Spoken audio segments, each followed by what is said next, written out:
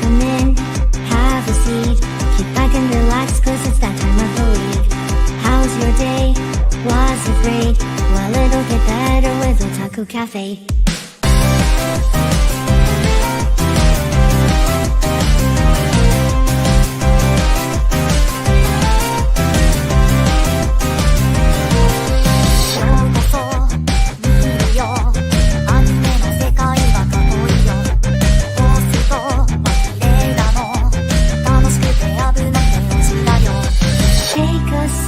Nostalgia, let the memories bloom. All these stories in my head are gonna make me go boom. Kick back and relax, turn the volume to the max, bob your head until you're dead. Yeah.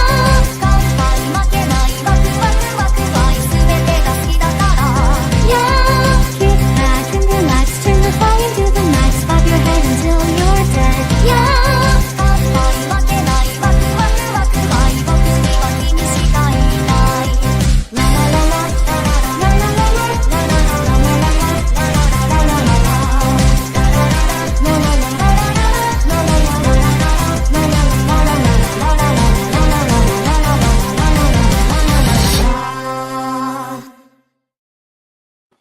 Goodbye, my friends, and welcome back to another edition of the Otaku Cafe, where stacking faces must be made for the future of science. Always. Exactly. That's why we titled it, because of our main event later on. Some big news, a pass-in, reviews, all this and more. I am Matt, the co-CEO and head chef, and joining my barely co-CEO, Ethan. What's up? 2 times in the last 3 weeks. How about that? I know. How about them apples, sir? There you go. I'm all right, man. Yeah, you'll be here next week. I more than likely won't. Hopefully. If not, then the Starman's going to be doing a solo show. I won't let him do a solo. I know. 1 hour, because we went through half of the episodes. I went through half my episodes. It'll suffice. I'm only behind 3 as of now. Those are today's. Yeah. I didn't see 3 of mine. I caught up on every single thing of mine, just not today's episode. But they're my solo, so it was like whatever. No, I made it a determined effort. I was like, I will get through all of these. I would have gotten through them yesterday, and I would have had time today to watch the 3 additional ones today, but I got caught up watching fucking my Sea Dog VA stream. He went to a arcade in Los Angeles, and there's like the game where like you build the blocks, and then like the very last block is like one of those like crazy ones.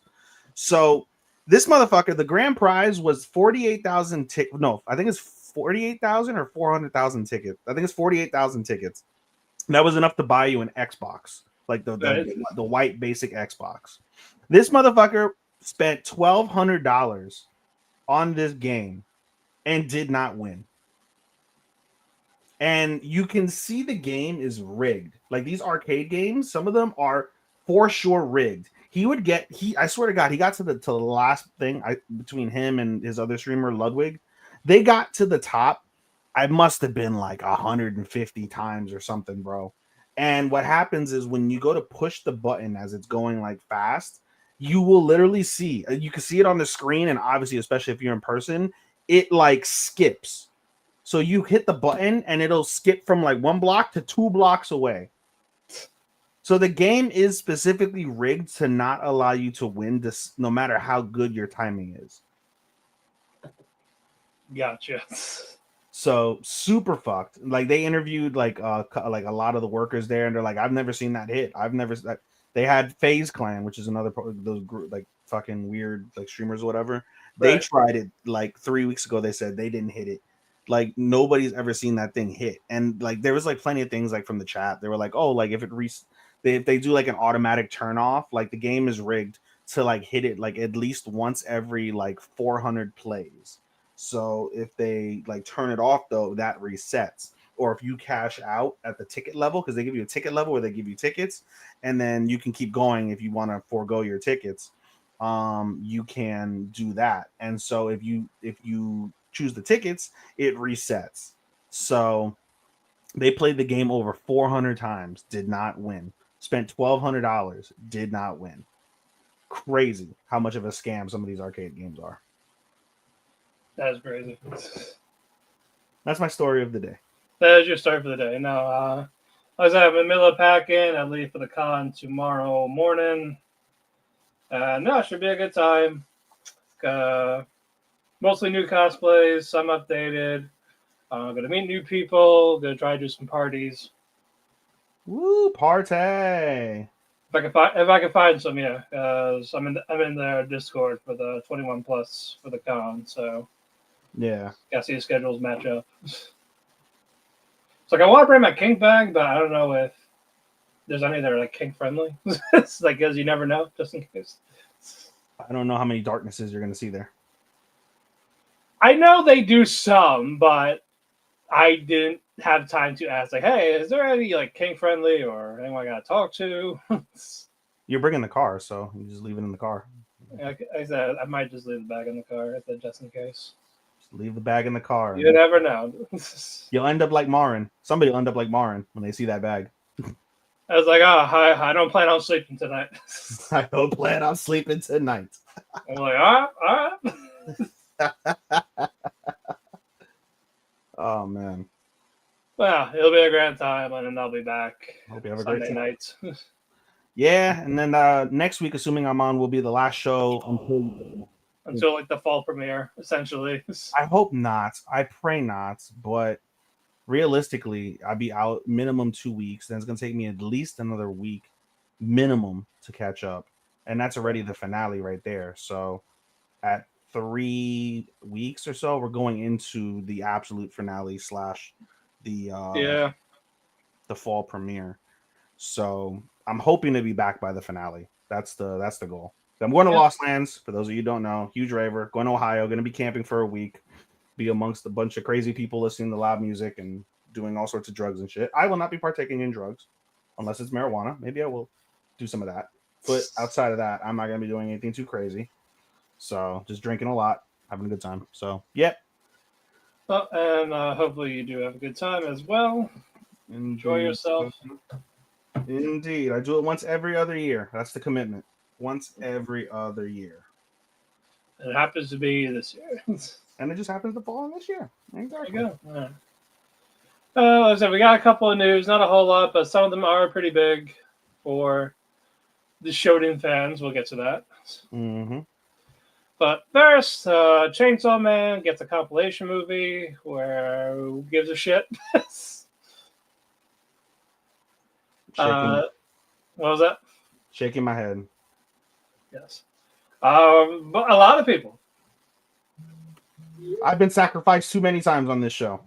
All the sacrificing. While on ketamine. That's a hell of a Exactly. All the microdosing. My friends tell me a story because they went to a camping festival last year, and there was a guy who was in a K-hole, and he fucking climbed one of the it's called the Giving Tree. So Electric Forest is in Michigan, and it's done literally in the woods.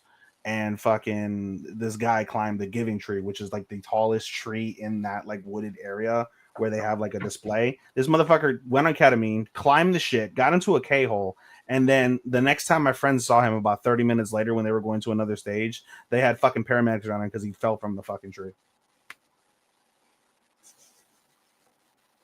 It's crazy, bro. The shit that you see with drugs. Like there was some guy. Sure. Yeah. There was a guy in Forbidden Kingdom. Apparently, he was on Tusi, and this motherfucker was stumble. I saw him. He's stumbling. He threw up, and then this motherfucker is fighting the cops and security, and proceeds to he's already shirtless, and he drops his drawers, and he's just in the festival naked. He's just walking around, just fucking dick out swinging, not giving a fuck. And then eventually, I swear to you, I counted about 11 or 12 cops come, put him face down, ass up into the ground with his hands behind his back, arrested while they were trying to get fucking another squad car or whatever to back into the fucking venue to arrest this fucker. It's crazy the shit you see, bro. And that's why you don't do drugs, kids. Those microdose. Bro, and there's all that chemical shit. I'm not trusting it, bro. The most extreme thing I will ever try in my life at some point will be shrooms. That is it. I'm not doing nothing else of nothing, bro. I don't trust I don't trust any of that chemical shit. I don't trust human hands when it comes to it. Give me shit that's Grow cultivated. it yourself. Give me shit that's cultivated from the earth, brother. That's There the you go. best. Tying the knot with the Amagami sister manga has officially ended after 194 chapters. They had a season 1 in fall 2024. So we'll see if they'll get season 2 to finish the rest of it. Maybe, maybe not. Mm. The manga Ganglion gets a TV anime in fall 2025. Early 2000s Tokyo, Isobe, a combined for the evil corporation Ganglion, spends his day on the battlefield, whether it's the Tokyo Cedar Pollen operation or Mount Fuji demolition plan. He faces off in nothing but a bodysuit, only to be crushed by the hero Hope Man time and again. As he struggles under unreasonable bosses during the dawn of compliance, his story unfolds, a workplace drama dedicated to all who work, following the bittersweet life of a salaryman soldier. So there's like a villain grunt and his life, all where he works his villainies. That sounds like a pass for me. Yeah, I'm not gonna watch that for the fall. I'm good on not adding anything else on fall. Let's see. Voice actor Takaya Hashi passes away at the age of 72. At least it was a decent age. Yep, 72 myocardial infraction. He voices Froy in D. Greyman, Ted Bauer in Cowboy Bebop, and Donovan Desmond in Spy Family. So they're going to find a new voice actor for that antagonist. He doesn't show up. He doesn't talk or like show up much though. At least in Spy I Family. know I know he showed up more in the manga with the current arc they're on, but with the arc that they're gonna put out in fall. we're probably not gonna get it like next year. Ah, okay. Oh, okay, okay, yes. Yeah. Okay, yeah, I see. Okay. Yeah, and they showed one of his abilities in the latest Abilities. chapters. Ooh. Yeah, so basically, all I'm gonna say is that it's not gonna be easy for Lloyd when it comes to interacting with Donovan. I can only imagine. Yeah. Here comes Anya! Yay! Yeah, exactly. The actual main character in the show. Second? No! No, the one. It's not the other two. It's Anya. Let's be real. It's not two? Two. Yeah, we'll never hear from that guy again. Ah. I know, but he's getting that old witch pussy. That's Old witch pussy. I mean, she's cute. Let's be honest. He don't sleep all night. Exactly. He ain't gonna sleep all night. No one's gonna sleep all night. He's not sleeping the night. The manga Kill Owl ended, and at the midst of this, it revealed a TV anime in 2026. Juzo Ogami's legend, even among hitmen, his name sent shivers down their spines. There's never been a job he couldn't handle. That is, until the day he awoke as a teenager. But how did his body transform? To find out, he'll have to infiltrate the one place he never thought he'd find himself in: school. Cool. I'm good. Hitman in school. Hitman in school.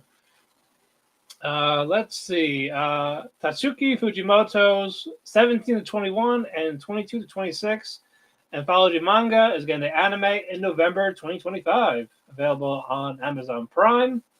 And each episode is going to involve different studios. I always like when anime teams like do that, where you get the different studios because you get the different you get the different directions, you get the different animations and things of that nature. So it's always nice to compare. Yeah, I'm trying to see which ones are going to be involved. Hold on. I know I shared the thing from the Twitter. Let's see if it gives me some names of these studios.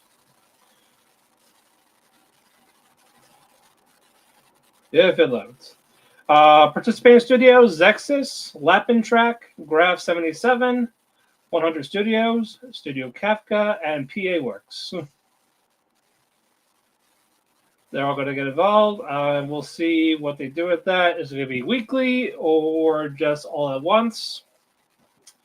Yeah, I might check them out. So, as the person that created Chainsaw Man, so as long as they're not doing degeneracy and doing this, cool enough.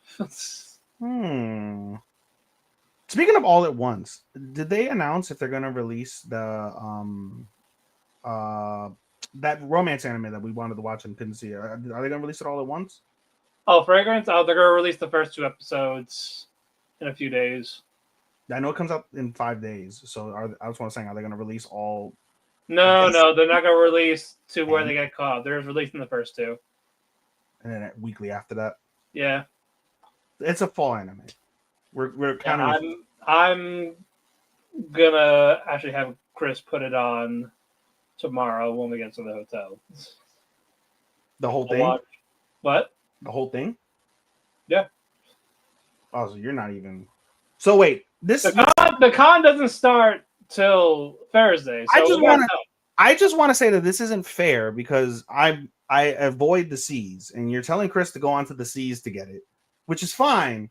But if you count this for this season, you should allow me, if it's that good, to count it for next season. Well, it's not Netflix's fault that they're saying, "Hey, fuck the U.S." when it's released almost everywhere else. So it's not my fault that I'm choosing to go the high road and not go into the high seas. So why should I get penalized if I want to count the show? Because it's still technically a summer show. I'm going based off of when the core audience is going to watch, because I bet you a lot of our core audience doesn't traverse the high seas either. I am sure they do. I'm sure they do, but to the same degree, I don't think people are making that effort because we haven't talked about it. I would like to think that our foot traffic, like when it comes to watching, it's been number 1 in most charts for these past few weeks. Actually, almost the whole season worth. It's been number 1. I should be allowed to count this for fall. I will say yes and no to you if it'll make you happy. No, because I need you to stand on business and give me a fucking decision. That's what I need. You can binge it in the woods. As long as I binge before the end of the year, it still counts for annual. You can VPN it. You have VPN, don't you? I do have a VPN, but I don't want. Is it on Netflix International? Yeah. Oh. Yeah, you can watch on Japan Netflix. Because I've got to binge karaoke, and now I have to binge this. Yes.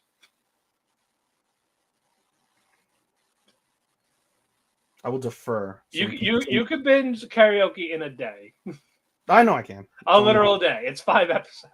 It's 5 episodes, and it's only like fucking 2 hours combined when it's all said and done. 20. It's like 25 minutes. So just about 3 hours. Yeah, 3 hours. No. Two. It's about 2 hours. You're right. Because I figure 50 minutes for 2 episodes, so an hour and 40 for 4, and then the last one, 2 hours. Okay. It's like you're watching a movie. Basically. There you go.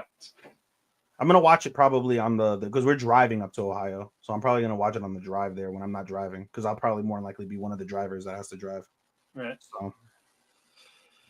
All right, we got 2 more. Jujutsu Kaisen offer that the Cypher Academy is making a new manga. I don't have a name. Sorry, Modulo. That was very dramatic for such a blah name. I know, Modulo. I thought it was the Cypher Academy, but no, it's not that. It's Modulo. Is there a synopsis at least? No. Move on. Yep. And finally, Jujutsu Kaisen is going to have a compilation movie in fall 2025 for the Shibuya Incident arc, and season 3 for the Culling game in winter 2026. My friend he read the manga and he's so hyped for this, especially after seeing the trailer. I have refused to. You know me. I go in blind. I try to go in as absolutely blind as possible to things.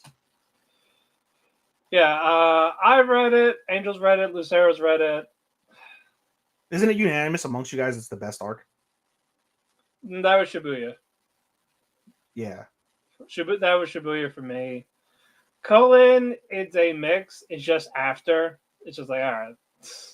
Well, yeah. It's like, what are we doing? Okay. That's where the bullshit of why everything. That's where the cause loses the Yeah, plot. yeah, yeah. Yeah, Gotcha. Culling, some people like it, some don't, and then you're going to get the after stuff. And it's like, all right, then what are we doing? But I don't know if they're going to make this a 2-core, 1-core. The other ones have been 24 episodes, so this will probably be the same. You can't even count Shibuya as 24 episodes though, because the first 5 episodes were freaking. Well, I'm talking about season 2. They were both together. Yeah, both together. Yeah. Yeah, just their hit inventory. That was probably the better one in terms of production. Was like 5 episodes. Yeah.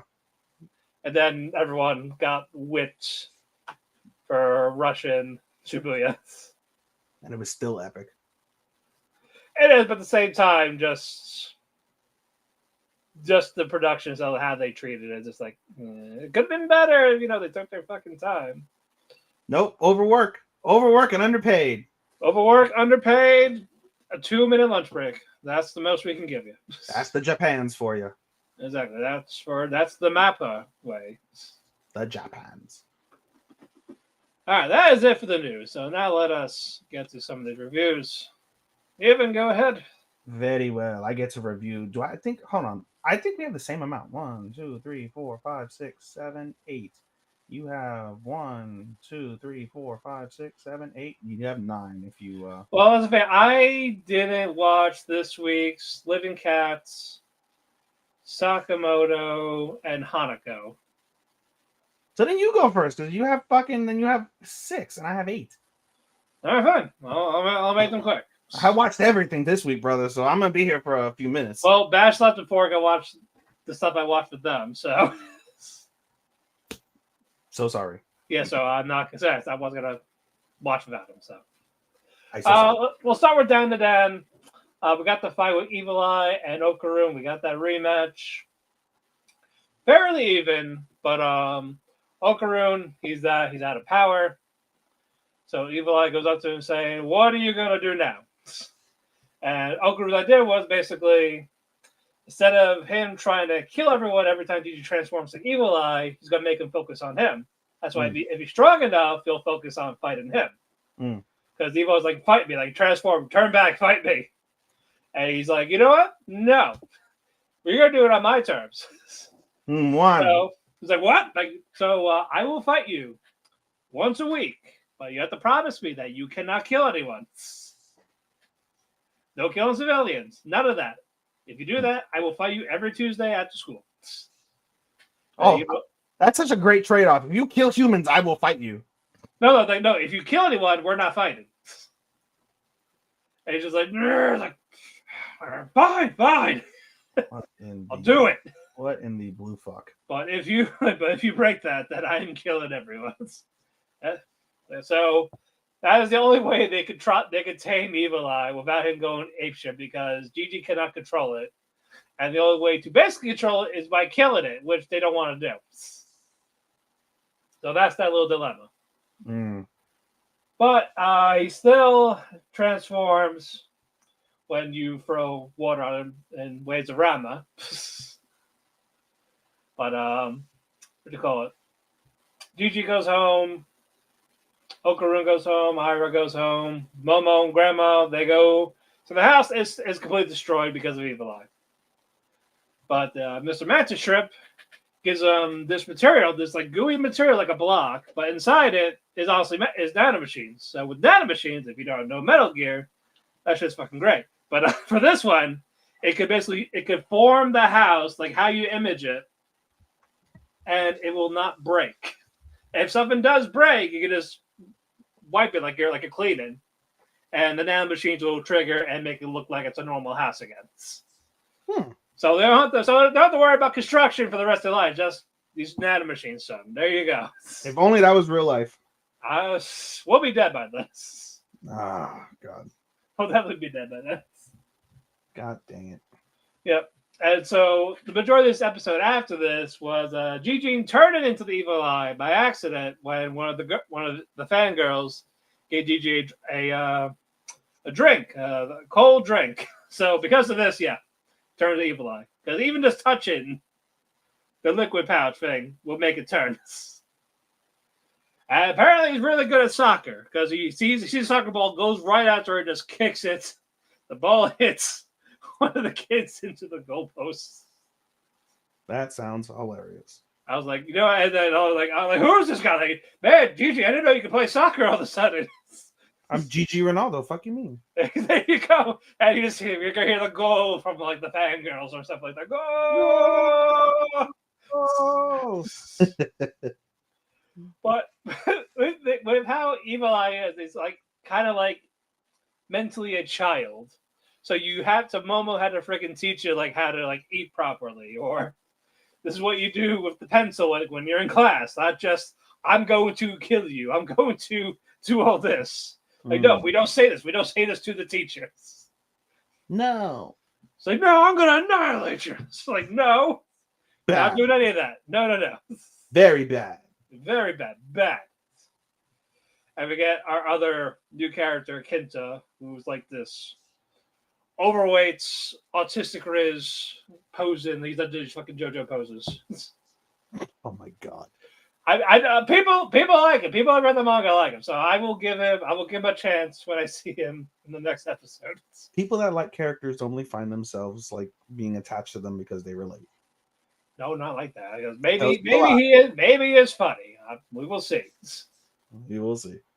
So I will find out till probably in a week. This is when I actually start to watch anime again. Let's see. We got City of the Animation.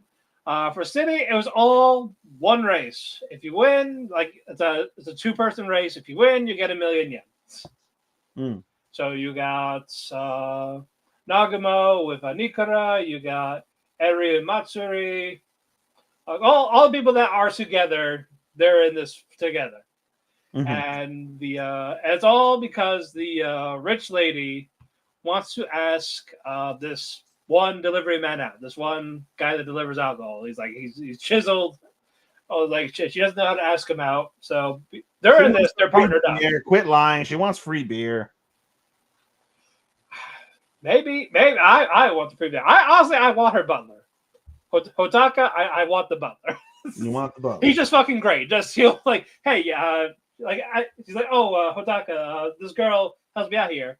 Have her get like a little appreciation gift. Sure. So he'll go resort to kidnapping to bring him to the place. And it's like a whole tower of like generous kindness types of faith. Like, oh, you could leave. We gotta go for these 9 challenges, or you can stay here and like luxury for a couple of days. There's a free booze, free food, hot tub. You get all this. You want to be kidnapped? Yes. Yes. Preferably during work hours. It's free. Yes, preferably work hours. Especially when I'm on the clock, walking in the middle of the street. Just come and kidnap me. There you go. But no, his role in this is to make sure that no one else wins. So he's got like a sniper. He's got other people on standby. They let me know what they're doing. So it's like to do anything to distract them. You got people running, and you got like 2 adults. They gave up after before the first checkpoint. They started drinking, telling jokes. They couldn't. None of them could get past phase 2 in a while because for this one they have to. Once they're asked a question, they both have to write the same answer, like what they're thinking, and they can't tell them. And the fact that they all got the opposite answers, and so they're just busy yelling at each other. Like, oh yeah, fucking it's this. I know it's this. Yeah, you get the 2 best friends, Matsuri and Eri. They just get it right away. They go forward, and all of a sudden it's like, you know what? Forget the dead rolls. We're all gonna run because we all want the $1,000,000. So even just the people in the car, like, you know what? Fuck this. We're all gonna go. It's a free for all now. Like, there's no escape for anybody. But the one rich lady was able to ask the guy out. They asked for dinner at her place. There we go. So accomplishment there. So the butler did not care about the rest of the. It's like, all right, you guys, they can do whatever. Like, she did what she wanted. We're good to go. They almost badass. And the people that were drinking all the way at the beginning, what they all imagine, like, I got this drill. I made this drill thing. We're going to ride on it, and we're going to just go head on. Like, so full speed ahead. Go for everybody. So forget the questionnaire, forget the maze, forget all this, just head on. But they crashed into a building. That's not the finish line. But eventually, Eri and Matsuri, they do win it. It's like, good. The actual two best friends, even though Eri is going to be moving to London. So it's like a little farewell thing. Here's $25,000. Yeah, basically. So they're trying to figure out what they were going to do with the money, the million yen. So Eri actually splits in half. It's like, hey, you know what? How about I come see you? Like, I'll visit you. I'll come visit anytime I want. It's like, no, how about I visit you? So basically, going to be visiting each other. So that a cute way to end that episode, and definitely hilarious. It hits when it wants to. It's just it happens like so far in between. It's sporadic. Yeah. Yeah, but you'll get a couple of funny moments in the episode, but like very few, or is like the whole episode is just like that, like nothing but laughs. And this was probably one of the better ones in terms of that comedy. So, good job, City. Good job. Ruby Rocks. They're finding Opal. The quest is to find Opal. There you go. Great update. There you go. Great update. That's the mineral they found. They were looking for this time. Night of the Living Dead, I did not see. I did catch up on Solo Camp. It's fine. I'm not missing. Still not missing much. Yeah, that's the thing. You're not really missing much still. All right. But I'm sure. Yeah, I will. Yeah, and obviously his dad died. That's why he camps by himself. Oh, his dad died camping? No, he was sick. He was teaching him camping, but he died. So it was like, you know what? He's been alone by himself. Like, I prefer being by myself type of things. People deal with grief differently, I guess. All right. But it's been like 20 plus years of grief. But you know, everyone agrees. Yeah, what is he, Kanye West? Yes. It was all conspiracy. Jesus. All right, I got 3 more. So, and Shirley. We got some drama, but no one died this time. Oh, no deaths. No deaths. Okay, all right. Fuckery, but no deaths. First half, not as important. It's just Anne found a stray cat that followed her home. It's like, all right, we'll feed it, send its merry way. This cat doesn't want to leave now, so she decides to adopt it. Its name is Rusty because of the black fur, but it has like brown on like the feet, and like a little bit like rust spots, basically.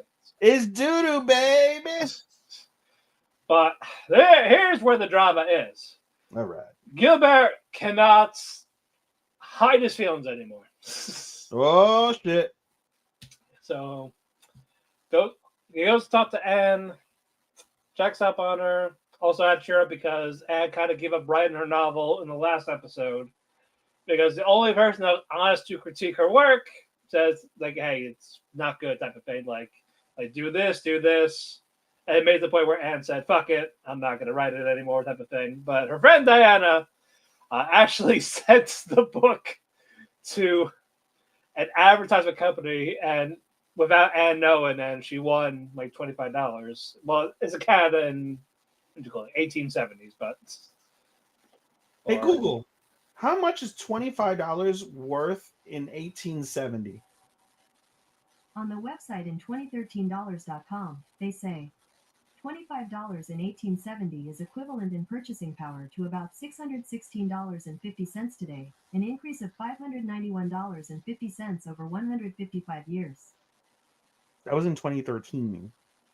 So it's probably like $1,000 now. Hold on.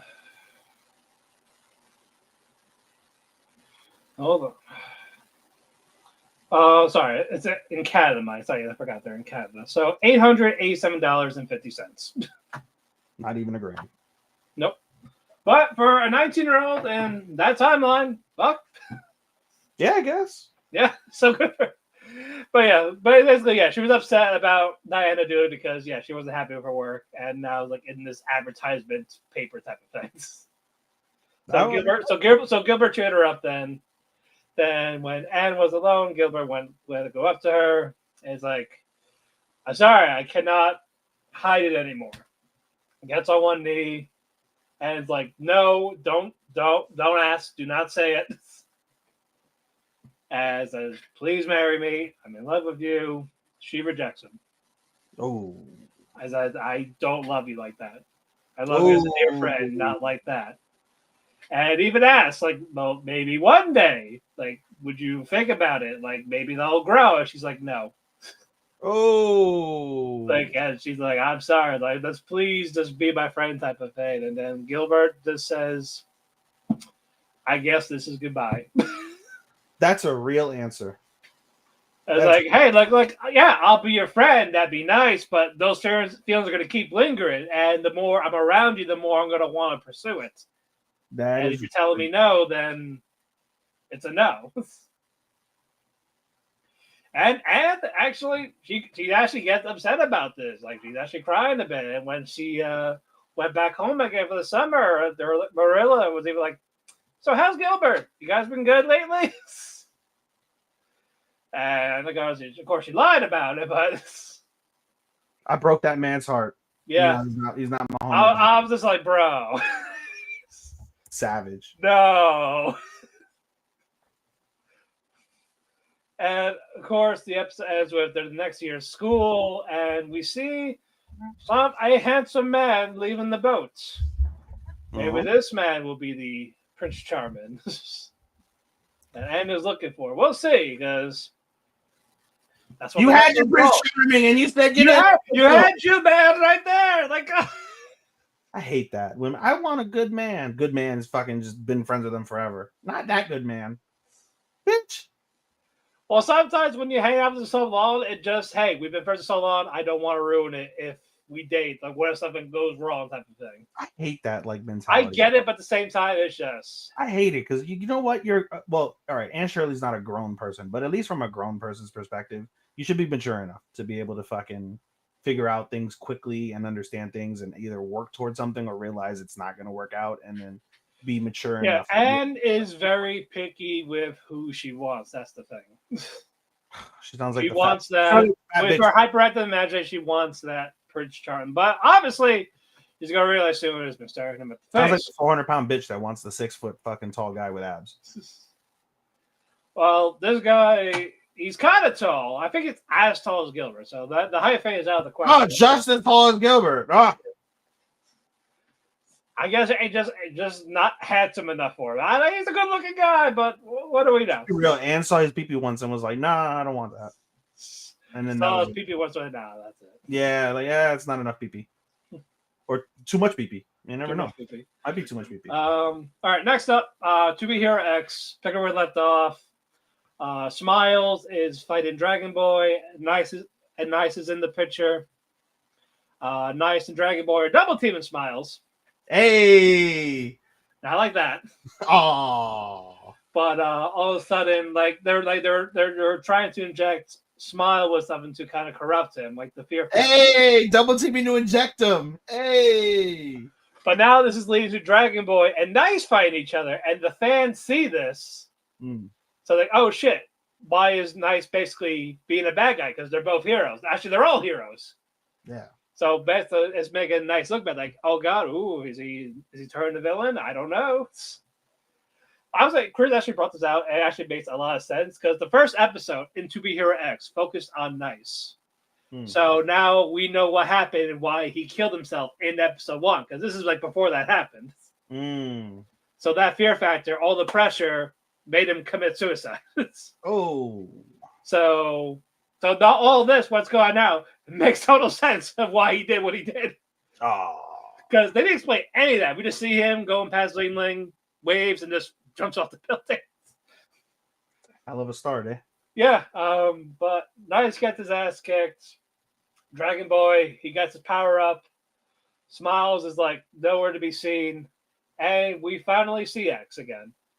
Like, he's not in disguise. He's in full. He sees Dragon Boy. And this fight was quick.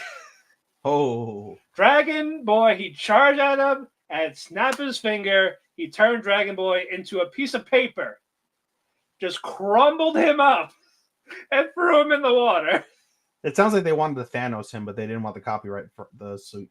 No, Dragon Boy turned back to no, but his power up disappeared. Bro, I was like, what the fuck? badass. It was fucking cool. Like, all right, Matt. So he's not like a time manipulator. He can just warp reality any way he sees fit.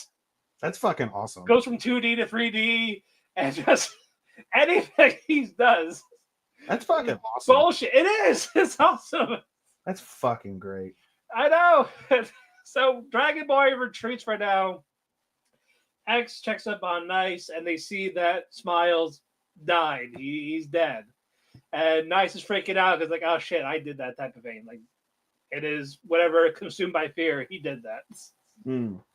And we got 2 episodes left, so there has to be a season 2. There really has to, with how cluttered everything is, all the introductions of all these heroes. And it all boils down to a man that can warp reality. Yes. Pretty badass. Yes. That sounds pretty fucking badass. It is. I just want more of him, but whatever he's on the screen is fucking badass. More warped reality, yes. All of it. All the warped reality. All the warping. All right. Finally, Lord of the Mysteries. I think we found our mastermind because that's what the episode's called. But he's trying to find out who's trying to summon this dark creator, who basically planning Klein's everything. Hmm. We didn't get the update on the 4th member in the Grey Fog. We just got that little teaser in the after credit. No mention of it here. I'm like, God damn it. Okay, fine. Like, we'll know about the sun at a later time, I guess, since we got 2 episodes left after this. Mm. But we have a sequence 6, which that's basically it's like controlling like politics. She may manipulates people against each other, may higher ups basically kill other people or themselves. So I'm like, Jesus, all right, fine. So, but eventually we have Klein, Captain Dunn, and who's this other gentleman? Starts with a K. Not a K, not different K. Is it K? No. That's the issue with these. A lot of Kenley. It's Kenley. So Captain Dunn, he gets his nightmare sequence type of thing. Klein is basically has to fight the Temptress. But mind you, who's only sequence 8, so he's technically weaker than her. So their plan is basically to try and steal her away. Because he's also being trained by someone that's kind of powerful to him, but maybe not as strong. But so Clyde's losing, he's getting his ass kicked, and so is Captain Dunn. But of course we get one casualty. The other guy, he just got engaged too, like a couple of episodes ago. That's the worst. Oh my god damn it. That's the worst. I genuinely feel bad for people when that happens to them in real life. Like, I'm married, I just had a kid, I'm dead. Like that, or 2 days till retirement. Yeah, like fuck. All that shit. So Kenley's dead. They were trying to put Sharon to sleep and kill her while he was asleep. But someone Dunn puts her to sleep. And so when Klein and Kelly were trying to kill him, they channeled her spirit, obtained information, but that didn't happen. That's when Kenley got killed. But eventually they were able to stop Sharon, but as Klein was, looking around the rest of the area, he sees Dunn, and something's different with Dunn. He's like done. There's this evil aura, so I don't know if he became corrupted as well. But that's where it is. Like, you can't do that.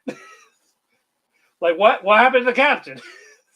It doesn't matter. It's like, we lost Kenley, we lost old Neil a couple episodes ago, and now the captain's gonna apparently go berserk. I don't know what's going on. Son of a bitch. Now I'm done. Well, all right, sir. All right. I forgot. I actually have I have 9 myself because I picked up one. Very There you short. So I'll start off with that one. I picked up. It's a 5-episode series, so fairly short. Normal episode run lengths, 23 minutes or so. Captivated by You. It basically follows. It follows kind of a group of people, but the 2 people they hyper focus on early on are Emma and Hayashi, 2 high school boys. They basically go to an all boys school together. Episode 1 gives you a lot of boys love. It gives you boys love because Emma in particular, right? His name is Joji, but Emma is the last name. Emma likes cute things. He's fascinated with everything cute. Flowers, animals, signs, pictures, anything that like he sees nature. If it's cute, he loves it. And then when he goes to school, he's like, "I'm in the most uncute place ever. A place uh, full of males. Males are not cute, right?" But his one friend Hayashi, basically they become friends because during the sports day, you know how like they have the game where you have to pick like the random thing and you have to go find a classmate that fits the thing. So he picks up his thing and it says someone you think is cute, and he picks Hayashi because Hayashi's very like silly and he's also very like klutzy. He got himself caught in a net, and in that moment, Emma thought, "Oh, that's cute. He got caught in a net." So he picked him, and ever since then, when Hayashi realizes what it is, anything he does, he asks Emma, "Am I cute? Is this cute? Am I being cute?" And it's kind of annoying, but it's kind of cute from that perspective. And episode 1 shows them basically like in their friendship kind of like, kind of growing. So that's cool. Episode 2 focuses a lot on, because only 2 episodes so far that dropped.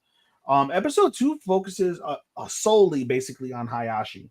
The first half of that episode basically focuses on Hayashi going online, and he meets a girl. That girl's name is is that her? Nope, that's not her. That's a guy. Is she even important enough to be named? Maybe she's not. Nope, they're all dudes. I guess she's not even important enough to be named. What did my review say? Survey said my review says her name is. I didn't write it. I guess her name's not that important. I guess Okay. not. I guess not. Okay, it is what it is. Anyway, he meets a girl online, and basically they kind of bond over a book and over I forget what it's called. That game where like you like say like the verb, like you say whatever word and it matches like it like the verbs and stuff.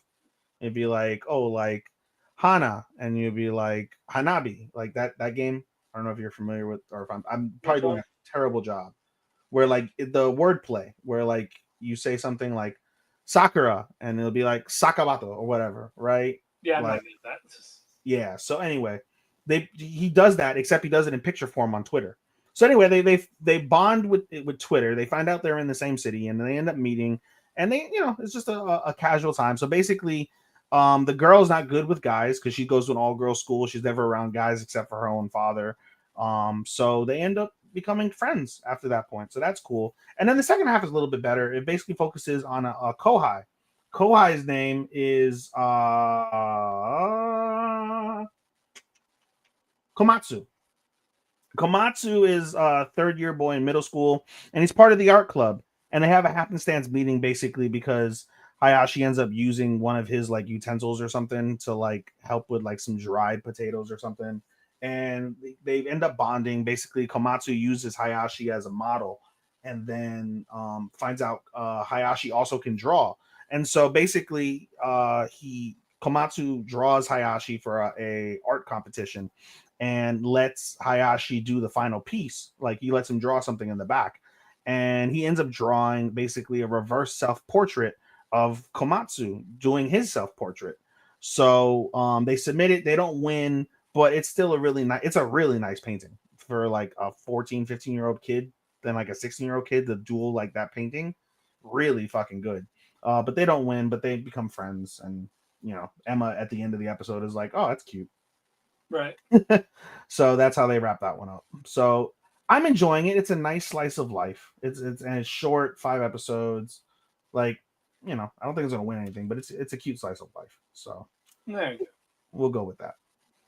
Okay, moving on. We're gonna go with Betrothed because Betrothed is slowly becoming one of my favorite. I'm gonna start off with a good one. Betrothed is a really good one. So episode 9 of Betrothed. Basically, we get the truth of what happened to Anastasia from the driver. Basically, the driver tried to grape her, and What? so he tore the clothes off her, which is how the mother got the clothes. And as he tried to grape her, Anastasia basically, in order to run away, cut her own hair, which is how she got the hair as well. The mom got the hair. So she cut her own hair, tried to run away, and as she was running away, she did slip into the river and fall out. So everybody presumes her dead. And the interesting thing is basically Mio and Kiros basically thought that Anastasia was one of the people in the family that would continuously abuse her. And Marie's like, no, no, no, no. She never abused me. Like, I love the shit out of my sister. And they felt really bad. They're like, wow, we were like glad that she died. But now that you tell us this, like, we feel awful. And they want to like commemorate her. And they do like a little commemoration, like little ceremony. They take a bouquet of flowers and they throw it down the river because the river ends up leading to like the artisan district, which is someplace that Anastasia always wanted to go if she ever came to the capital. So that was nice. But the rest of the episode, basically, Marie ends up buying some of the girls like thank you bracelets. And Marie ends up getting her engagement ring, which is a gorgeous, absolutely gorgeous ruby set in like a really nice sterling silver. It's a gorgeous ring. And basically, during the ring conversation, they end up bringing up like the location and the person who did it.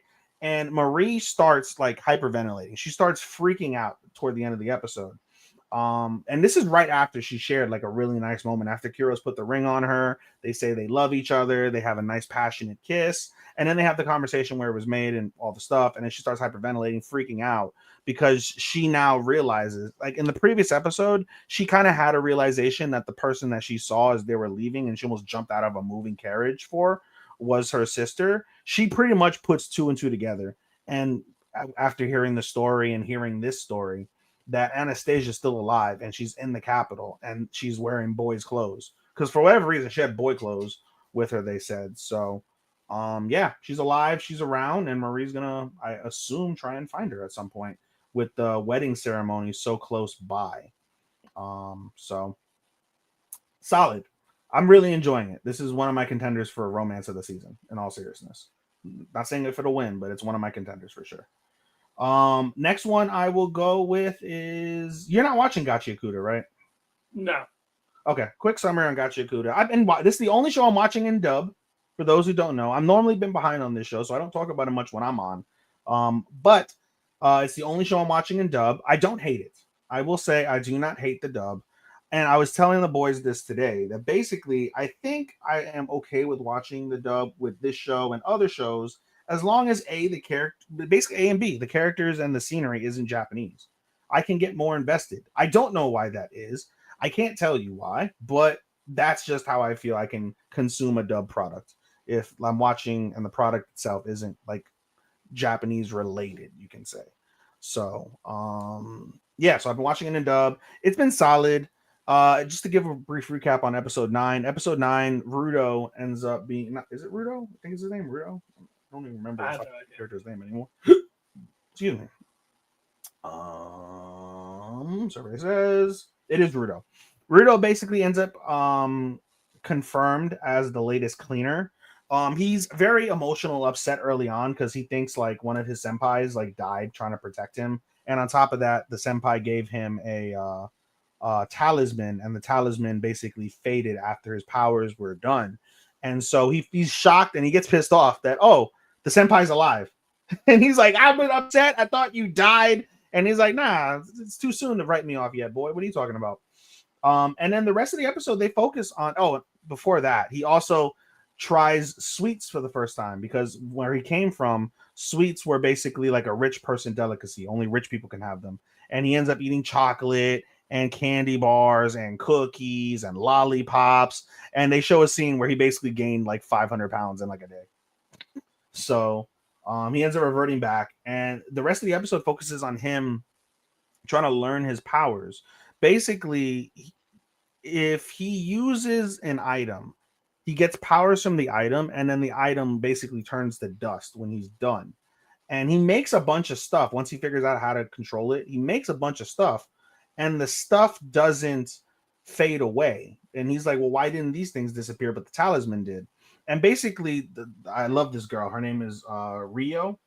Rio is like, she's so fine in the show. But anyway, she gives a good point.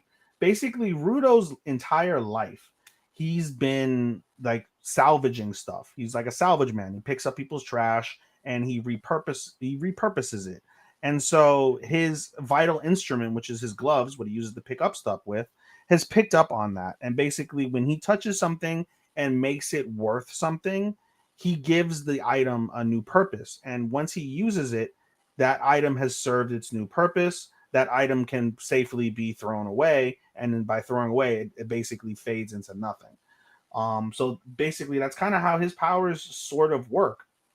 When he uses his powers, though, which is interesting, Rudo will use his powers, and he can only use them for a little bit because immediately he collapses, he gets crazy nosebleeds, and they talk about the quality of your vital instrument.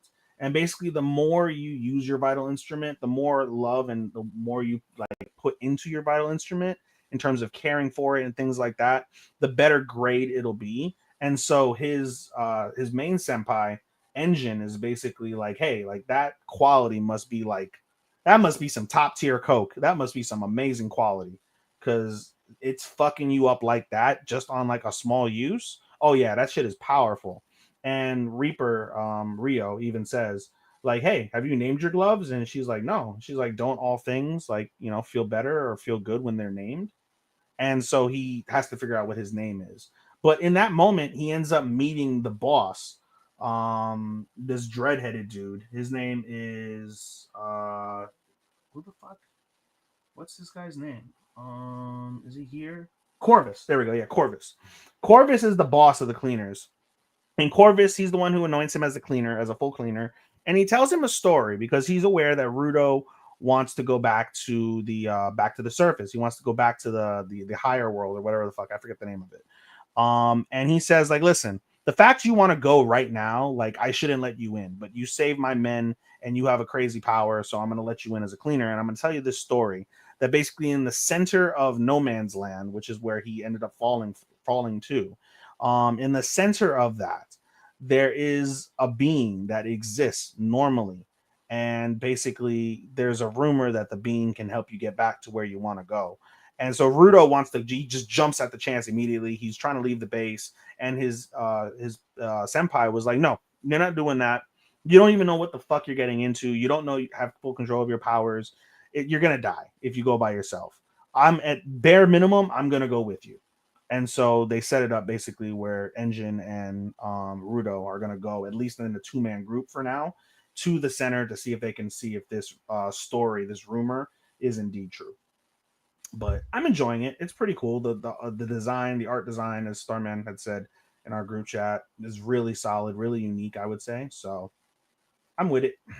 Yeah.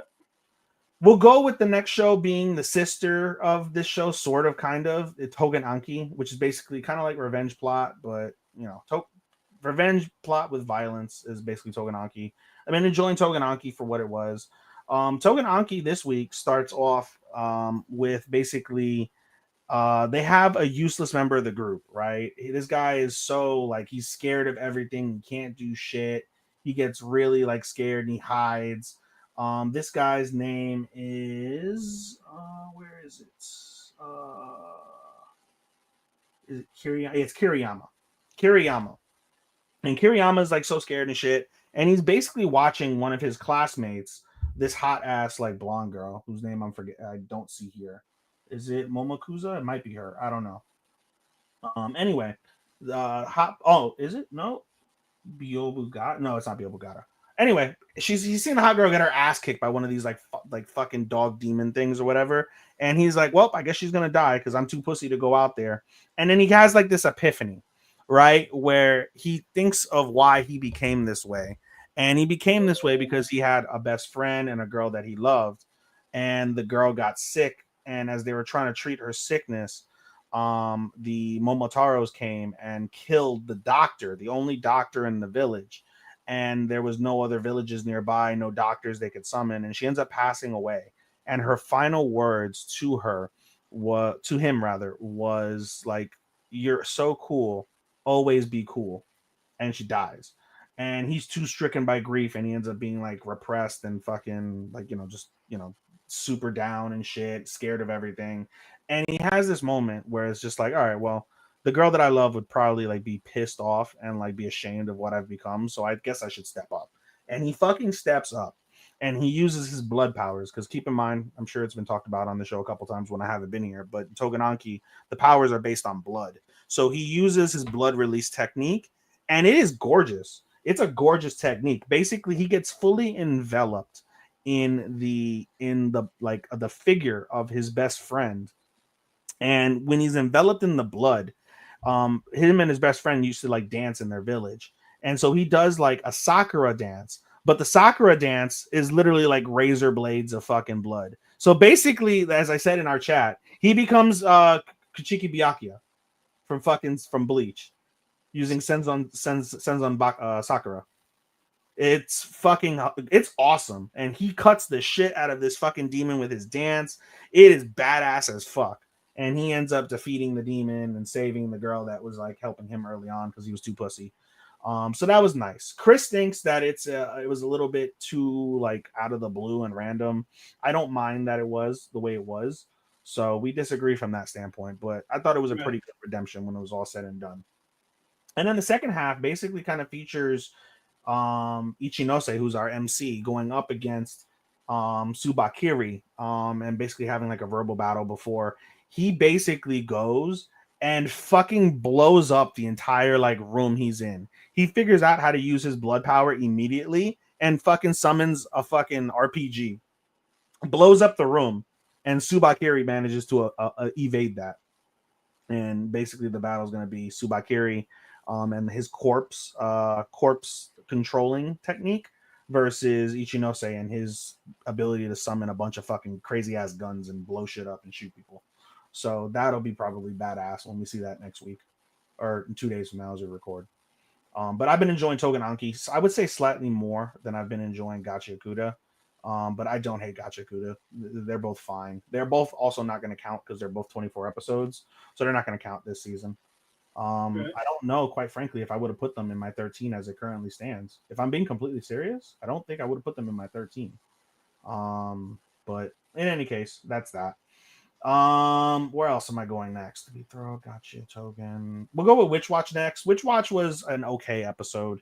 Sean loves this far more than I do, but it's still comedy regardless. The first half of Witch Watch was pretty cute and basically sees Nico and Moy miniaturize themselves into like tiny ant-like creatures, so Nico can live her fantasy of living in like a fucking Candyland when they have like a giant batch of fucking of donuts.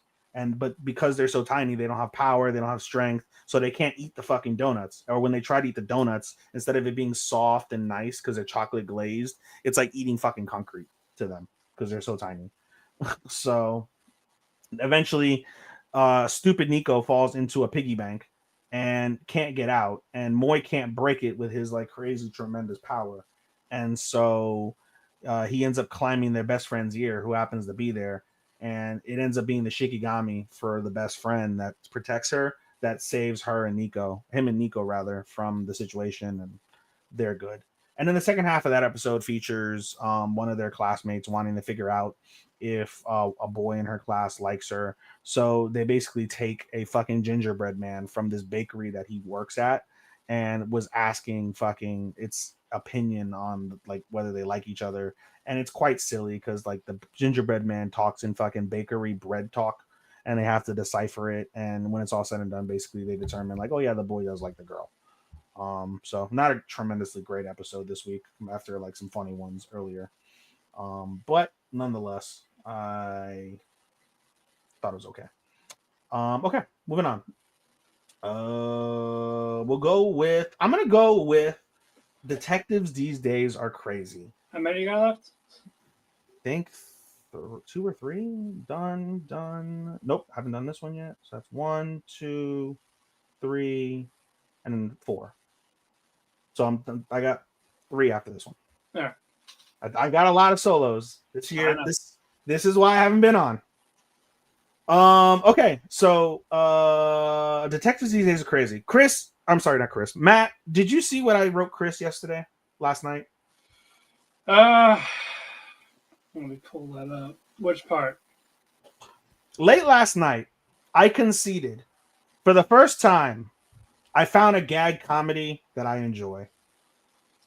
Is this really gag though? It really is gag because it's over the top fucking comedy, just random as fuck with no real plot. Okay. It's pretty gag. And I enjoy the hell out of it. It is just so random. It's so fucking funny.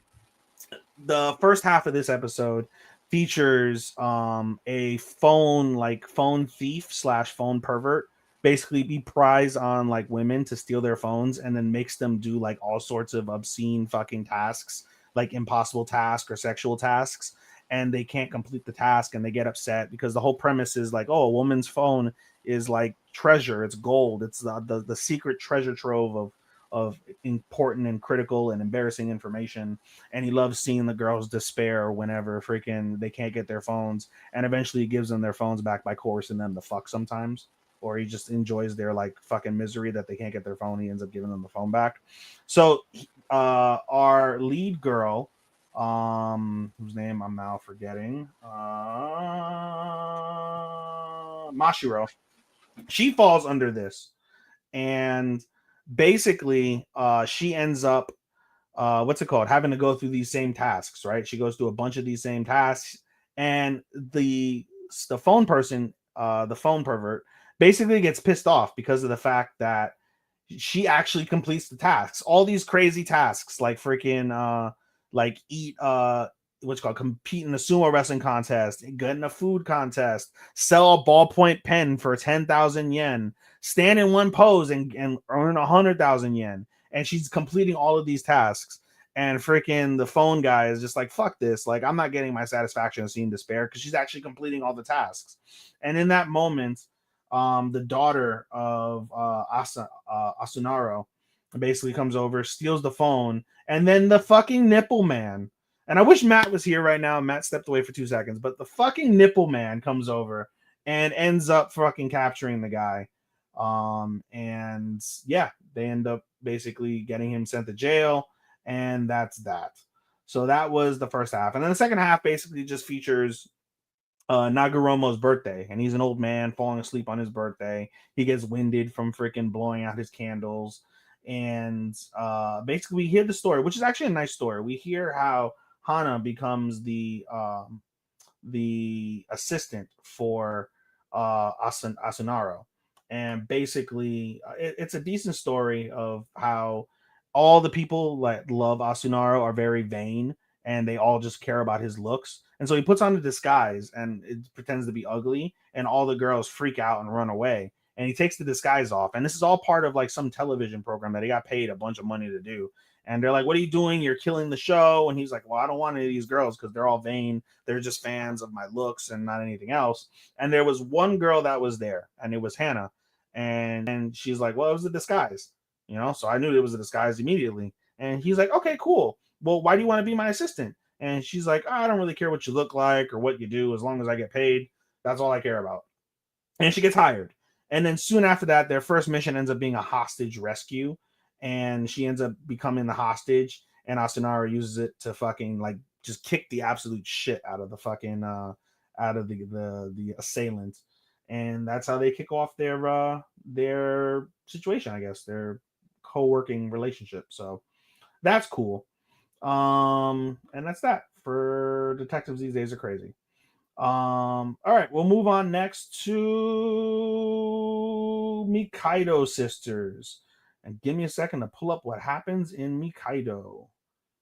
One moment. Mikaido Sisters. Enter. Mikaido Sisters. Episode 9 of Mikaido Sisters was pretty damn solid.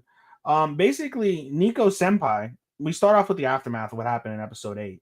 And Nico Senpai basically confesses to her. And Nico can't accept it like she would have. Not only would she have blindly gone to the school, she would have blindly accepted the confession. But she starts thinking of you. And the senpai realizes like she likes you and was like, I don't need to hear you reject me. Like, I already know it's gonna piss me off because you like that other fucking kid more. And basically she comes home, she gets upset that the sisters and you weren't there for her like after the event. She's like, oh, they just left me, how dare they? And she comes home and they throw like a little surprise party for her, right? So Yu's cooking dinner, the girls are like setting the table, they congratulate her on her victory. And at that moment, their father calls, Mr. Mikadono. And so basically Yu snatches the phone from Nico and is like, listen, these girls need a break. It's okay to take breaks because if you keep working them the way that they're working, they get no breaks, they get no time to like unwind. They're just gonna continuously fuck up. And there he is. All right. I'm so mad you missed my detectives because I wanted you to hear the slapstick and you missed the slapstick. Yeah, I said I'm at the same. Be right back in the private. Yeah, I know. I saw. Yeah, But yeah, no, I'm good. all right. Anyway, back to Mikadono. And so eventually he gets pissed off. Mr. Mikadono gets pissed off and was like, he calms down. He's like, you know what? You're right. They deserve breaks. And basically, the reason why he was galvanized enough to say that is because the girls are all basically telling you, like, because they want to all one up each other. Like, hey, you can ask us one thing. You can ask us any one thing and we'll do it as a favor. And so he's like, great, I want to go as a family to an amusement park. And they're like, what the fuck? And so when Mr. Mikadono says, okay, they can have one break, he's like, yay, now we can go to the amusement park. So they go to the amusement park, and all the girls basically look for reasons to try and make him swoon for them. And it is hilarious. They all dress up really fancy, really girly. They look like nothing like they normally look. They act nothing like they were going to act. And basically the whole idea is that Yu was going on a date with the three girls. But each time Yu ends up like being the girl in the situation. Like he goes into into a haunted house. He gets scared shitless, and Kazuki's the one who saves her. He ends up going on a roller coaster with what's it called? The other girl whose name I'm forgetting now. Green haired girl. What's her name? Fuck. Where the fuck is the show too? I don't know. What is her name? Is her name? I will find it. One moment. Here we go. Survey says her name is Miwa. She goes on a roller coaster with Miwa, and he can't handle the crazy roller coaster, and he has to lay down and catch his breath. And then he goes on the teacup ride with Nico, and he's a klutz, and he almost falls off and flies off a bunch of times. And each situation, he ends up being the girl in the relationship, and they kind of get flustered, and he just pays them no mind, really. But the episode ends quite cutely when basically, they're still appreciative of you and everything he did. So they take a selfie with him, like in front of like some like famous, like I guess statue or whatever in the park, and he starts swooning at the end because he's like, "This is all I wanted, was just to be closer to the girls." And they're like, "This is what it took for you to get beat red and go doki doki with us? The fuck?" Okay.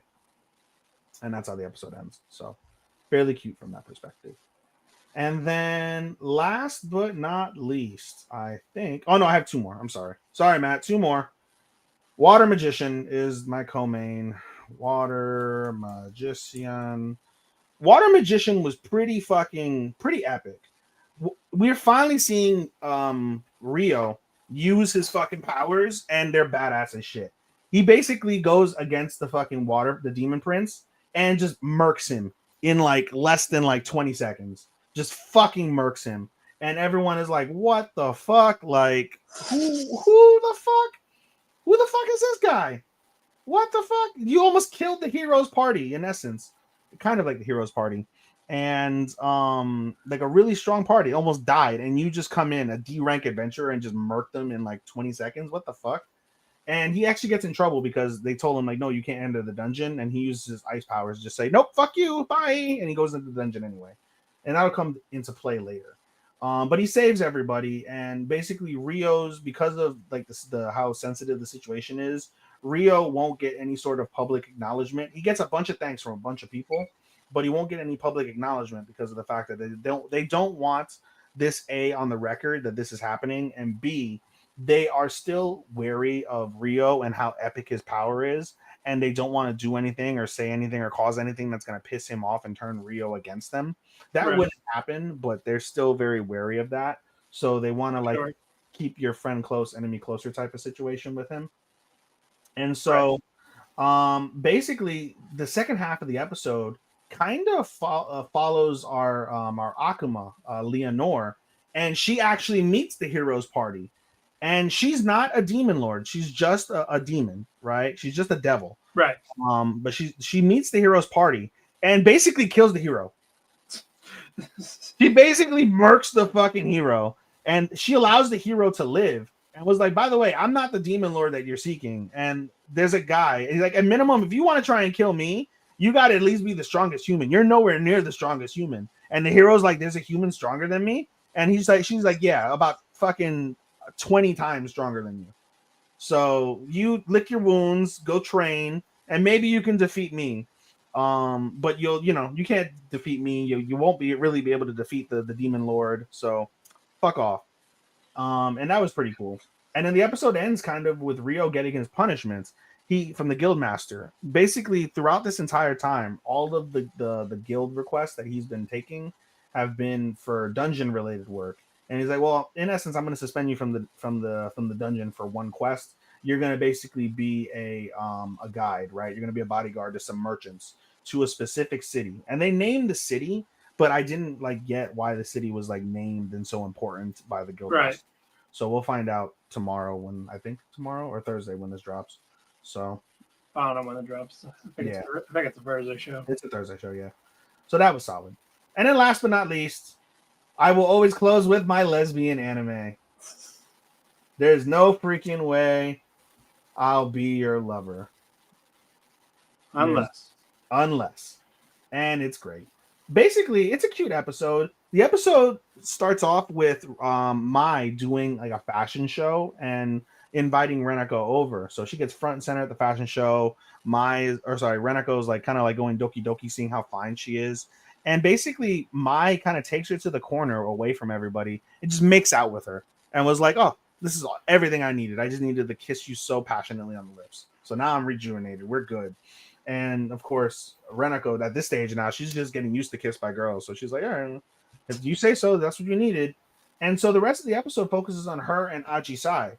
And so she goes to hang out with Ajisai, and Ajisai gets really pretty. And you can tell throughout this entire episode, Ajisai genuinely likes Renako as more than a friend. Renako kind of like has a tiny bit of like, oh, she's so cute, she's so adorable. But every time she says those things out loud, Ajisai gets embarrassed. She gets really flattered. She likes Renako. She likes her so much that when her younger brothers, they go to her house, they hang out, they play video games. And when the younger brothers came and start like bothering them and like taking up all their time with Renako, instead of Renako and Ajisai hanging out, she flips out on her brothers and was like, I told you not to interfere. This was my time with my friend. Go away. Go to your room. Don't fucking come out of your room. And she is furious. And she's like profusely apologetic to Renako, like, oh no, I didn't want for you to see that. I didn't want for you to see that. And she's like, no, it's okay. It's okay. So Renako goes home. She calls Renako, Ajisai does, later that night and was like, I'm so sorry. And she's like, no, it's all good. Everyone has family situations. We're all good. And she proceeds to tell Renako, like, I've decided I'm going to run away. And she's like, what the fuck? So then after some thinking overnight, basically Renako's like, I can't let her run away. At least not alone. So she meets up with her early the next morning at the station and was like, I'm going to run away with you. Okay. All right. So she runs away with her. But she, again, because she's a NEET, she's terrible with conversation. She doesn't know how to carry conversations or figure things out. So she reaches out to Satsuki. And Satsuki gives her some, like, question, what's the word I'm looking for? Like probing questions that you can ask to like talk about with things. But she also gives her a fair warning. Like, Ajisai is not perfect. Like, Renako thinks and reveres Ajisai as being like the perfect friend. But Satsuki's like, everyone has their demons. Ajisai is not perfect. And you should be wary of that, because what are you going to do when your perfect image of your perfect girl is ruined because of something that she is? And she's like, nah, that won't happen. And she fucks off with it. And she thanks her for the cues. That's what I was looking for, the cues. the conversation cues. And so she does a couple of the conversation cues. They end up going to like an onsen city, and one onsen is just flat closed. The other one is actually like a family like owned one that her family like frequents often. But Reneko's like, why are we going to a place that you're familiar with? If we're gonna run away, let's do it right. Let's go to a place that we've never been and explore.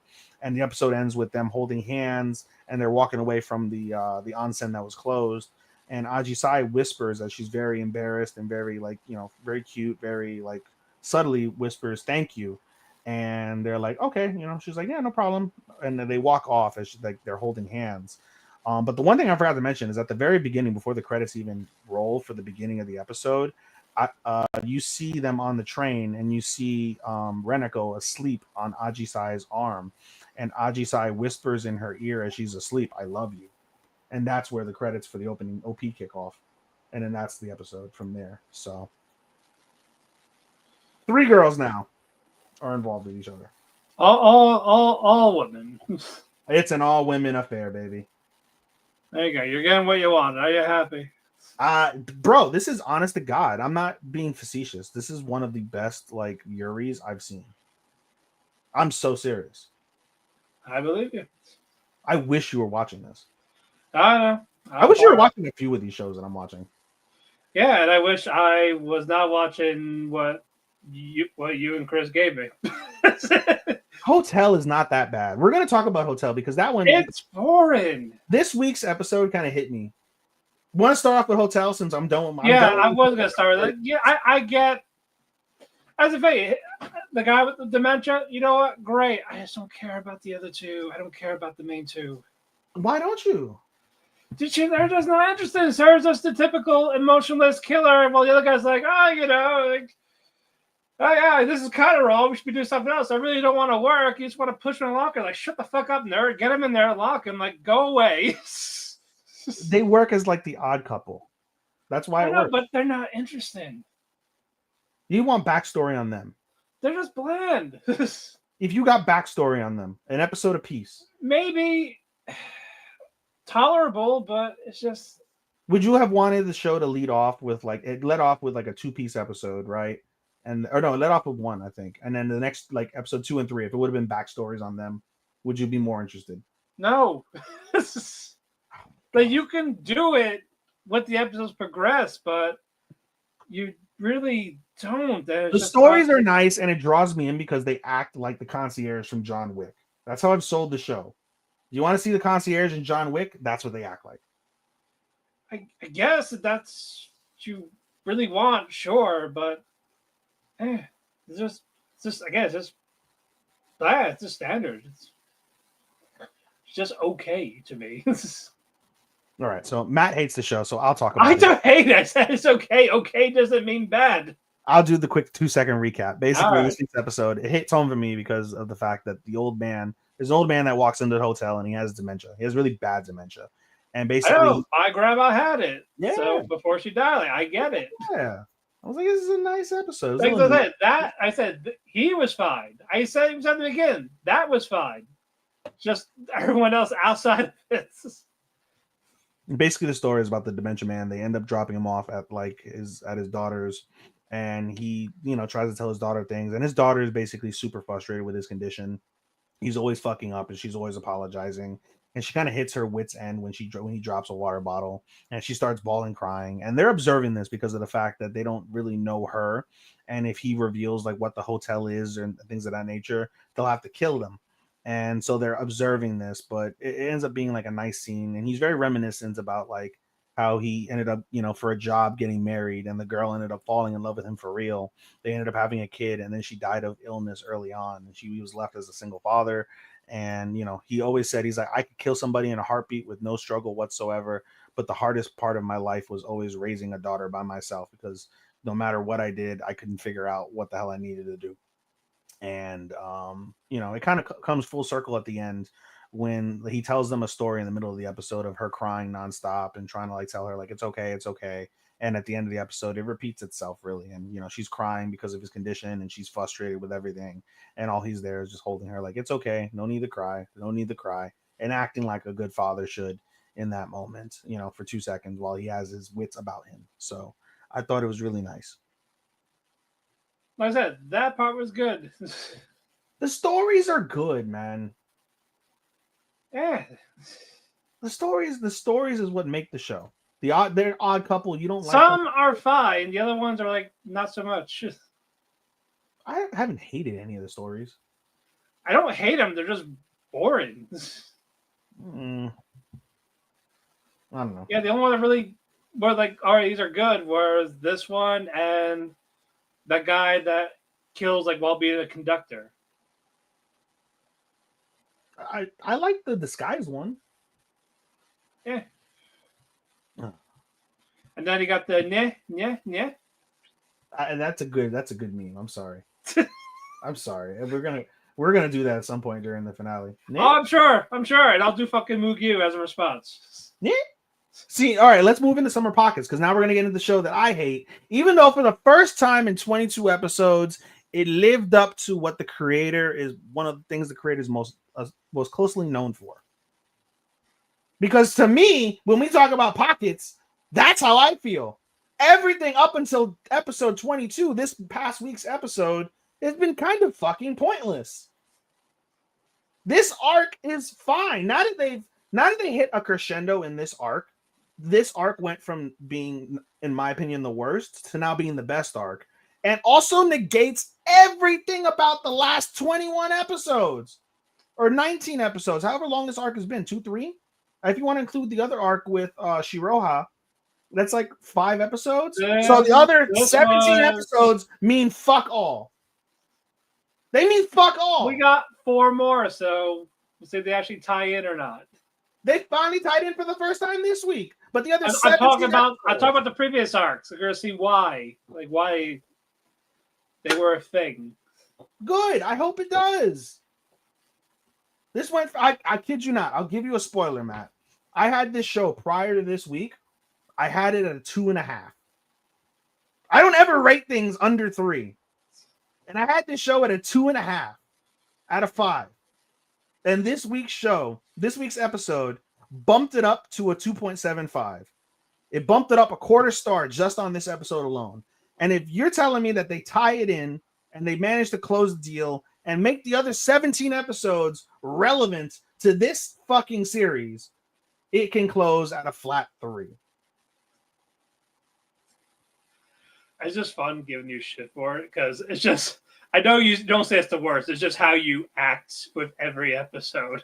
But am I out of bounds with my feelings as I described them about this show? It's like yes and no. Like I said, it's not my favorite. It's really not. But I don't hate it like you do.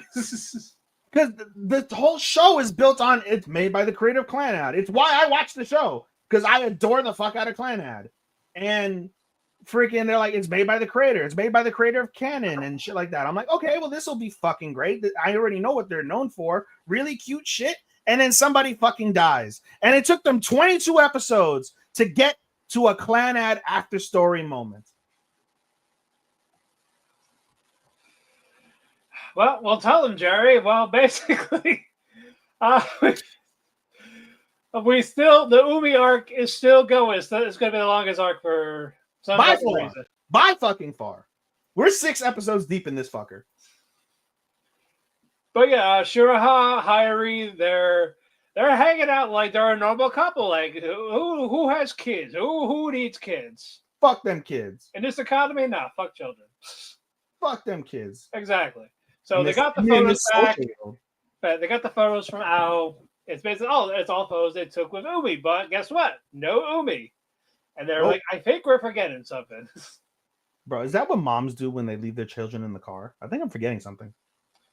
Well, those should not be parents, and I think you should take a IQ test before getting pregnant. Probably should. During these past 10 years, yes. Just for that alone, yes. I feel like I put my parents. I don't want them. I hate children, but guess what? I still think we should do this. At least I can claim I'm child eligible. What about you? I mean, if I would adopt. Me and Batch already talked about that. We're serious about having a kid. We would do a foster program. I'd rather give someone else a home than get another fucking bastard here. I'd rather give someone that was abandoned a chance to have a life. Oh, Dad. Oh, shut up. And that's kind of what they did, essentially, even though it was like from the future, but In essence. yeah. It was dirty. It was dirty work. I'm skipping ahead for 2 seconds. You have a white-haired woman and a brown-haired man, and you have a purple-haired baby. Where the who is the baby? Shizuku.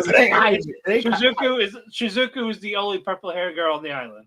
Brother.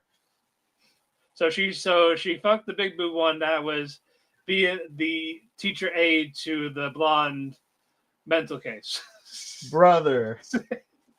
There you go. That's how you do it, folks. Brother. Crazy work. Yeah, they're at the beach, look at the fireworks, then they realize, oh shit, we had a kid. We had one of those. Yeah. And Umi's there, holds their hands, like, I need to go back to the future. Goodbye. She disappears. Yep. Now the summer arc are officially done. Hyrule will be back next year, but will actually be back instead of just another time. They followed up for the first time in 22 episodes. They followed up, and he fucking came back. He's not the dad that went to go get milk and never came home. And guess what? He comes back by fucking Shura. Yeah, he comes back to get married and get some of that white hair pussy. Yes, and he gets her knocked up immediately. And she gets knocked up. I guess he fucks. He's beating the ghost fucker allegations. They're gone. They're gone. He fucked on Lifey. He fucked on Lifey. Oh, good God. But because of this, now she dies. Because she realized because of her little power and whatever power Umi has, she has to die. Like, what Steven Universe shit is this? It's Clanad. Did you see Clanad? I did. It's Clanad after story. One can't survive while the other one is alive. Yeah, so she dies giving birth. Just like Clanad after story. So Umi, literally, it's literally the scene. The towel over the face, the newborn baby, the crying man, the people there was nobody in the background in Clanad because they had to give birth at home and she died at home. But even so. Yeah, and so Umi disappears. Okay, so we're gonna try this again. Yep. And it happens again. And again. No matter what different direction they're taking. So basically, even if he does fuck these ghosts or the one that's another comatose, he's always going to come back to Shiraha. He's always going to come back to her. They're always going to get married. He's going to knock her up, and she's always going to die. So, giving birth to so if you want a real good pro-choice PSA, this is the one to do. Brother. So abort that bitch and move on. Wow. Get a new kid. Fucking wow. So there you go. I know we're a pro-abortion podcast, Matt, but god damn, what are we doing? It's like, oh, she's dead. Well, is the baby okay? No, she keeps looping back and forth. So no, she's not fucking okay. But, you know, I'm glad the baby's alive. The love of my life is dead, but I'm glad I get this never-ending suffering of this loop. That's for your fucking pro-life shit. No, good. I'm happy. I'm happy. You should show that to CM Punk if you ever meet him. I should. Show it to Jim Cornette. I will too. He won't know what the fuck I'm talking about. Like, you know, because they should not have fucking kids. On a completely random note, I was so surprised to see one black guy in the crowd wearing a Jim Cornette face shirt. People do. They do like them, all colors. I was like, wow, okay. Clearly someone wasn't offended by the bucket of chicken joke.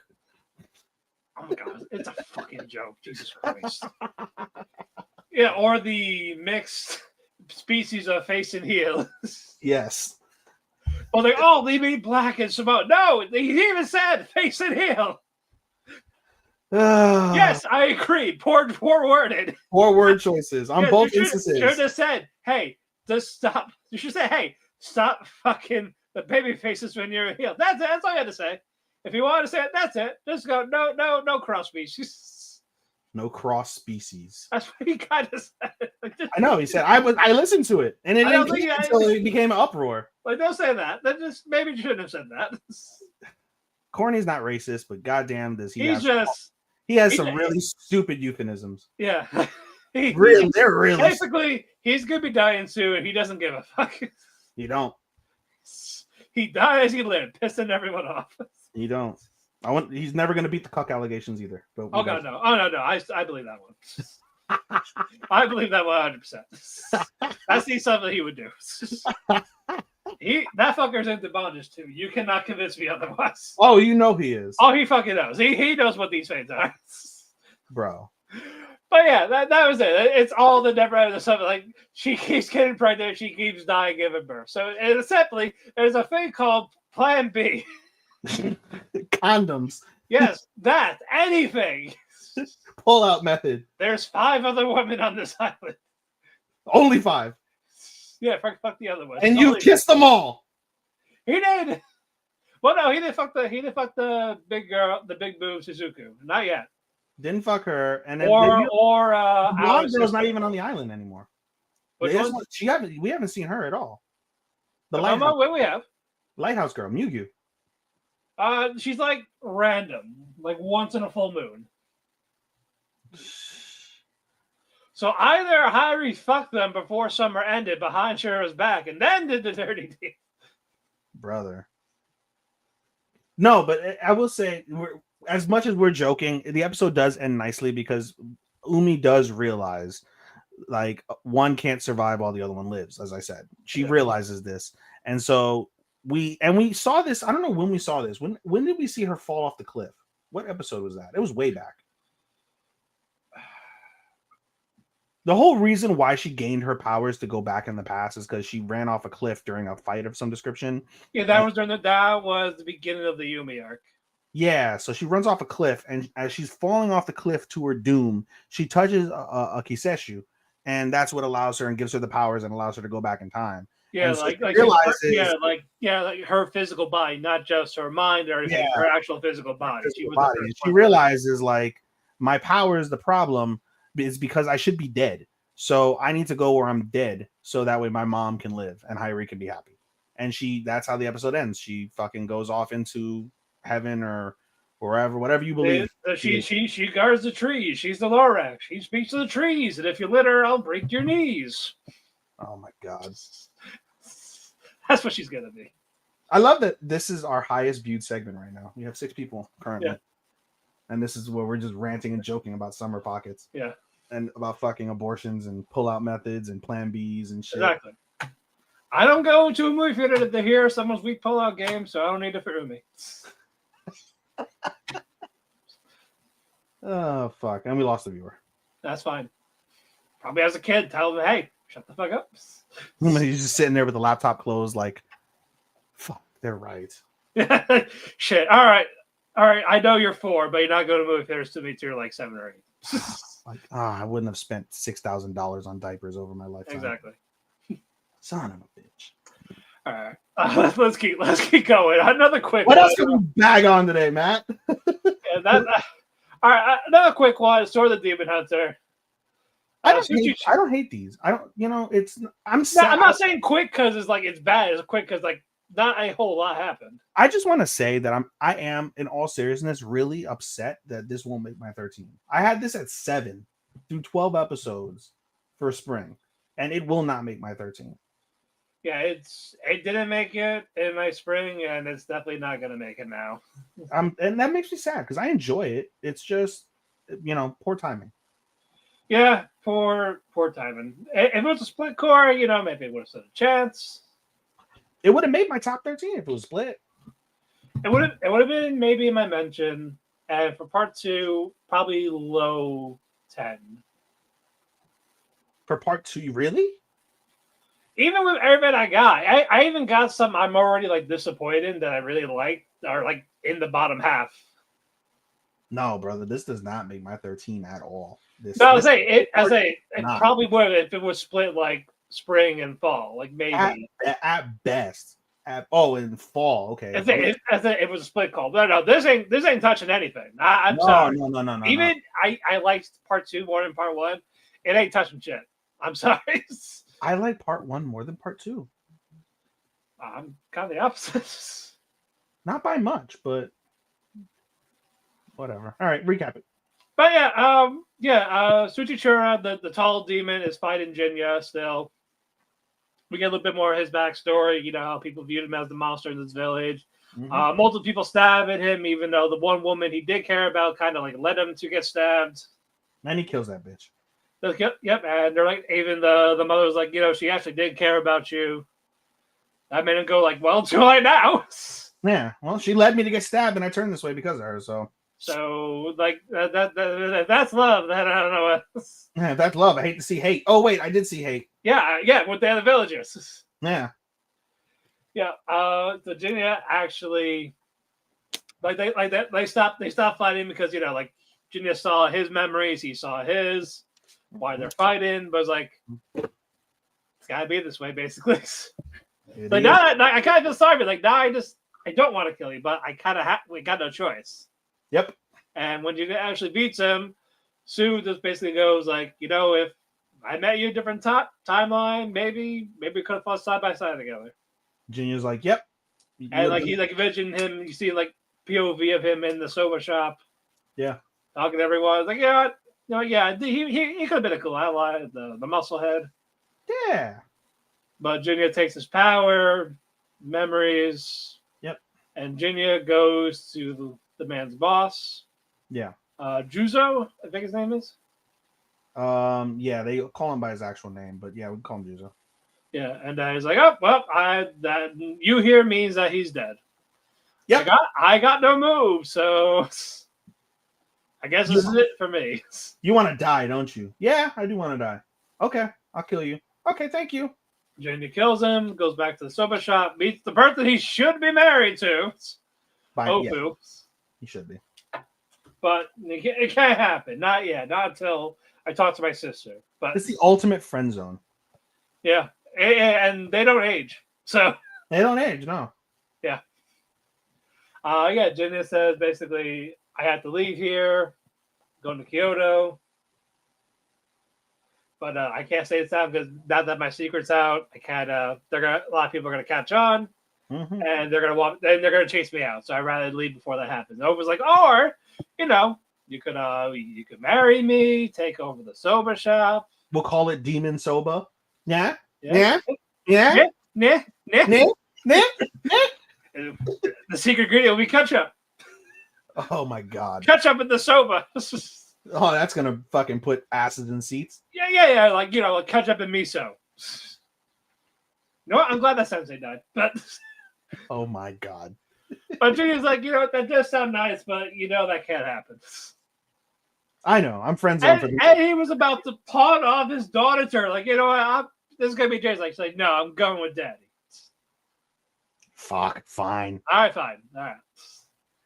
So I was like, are we gonna meet again? I don't know. Like, just say yes. Even she said, you know, you can just lie and say yes.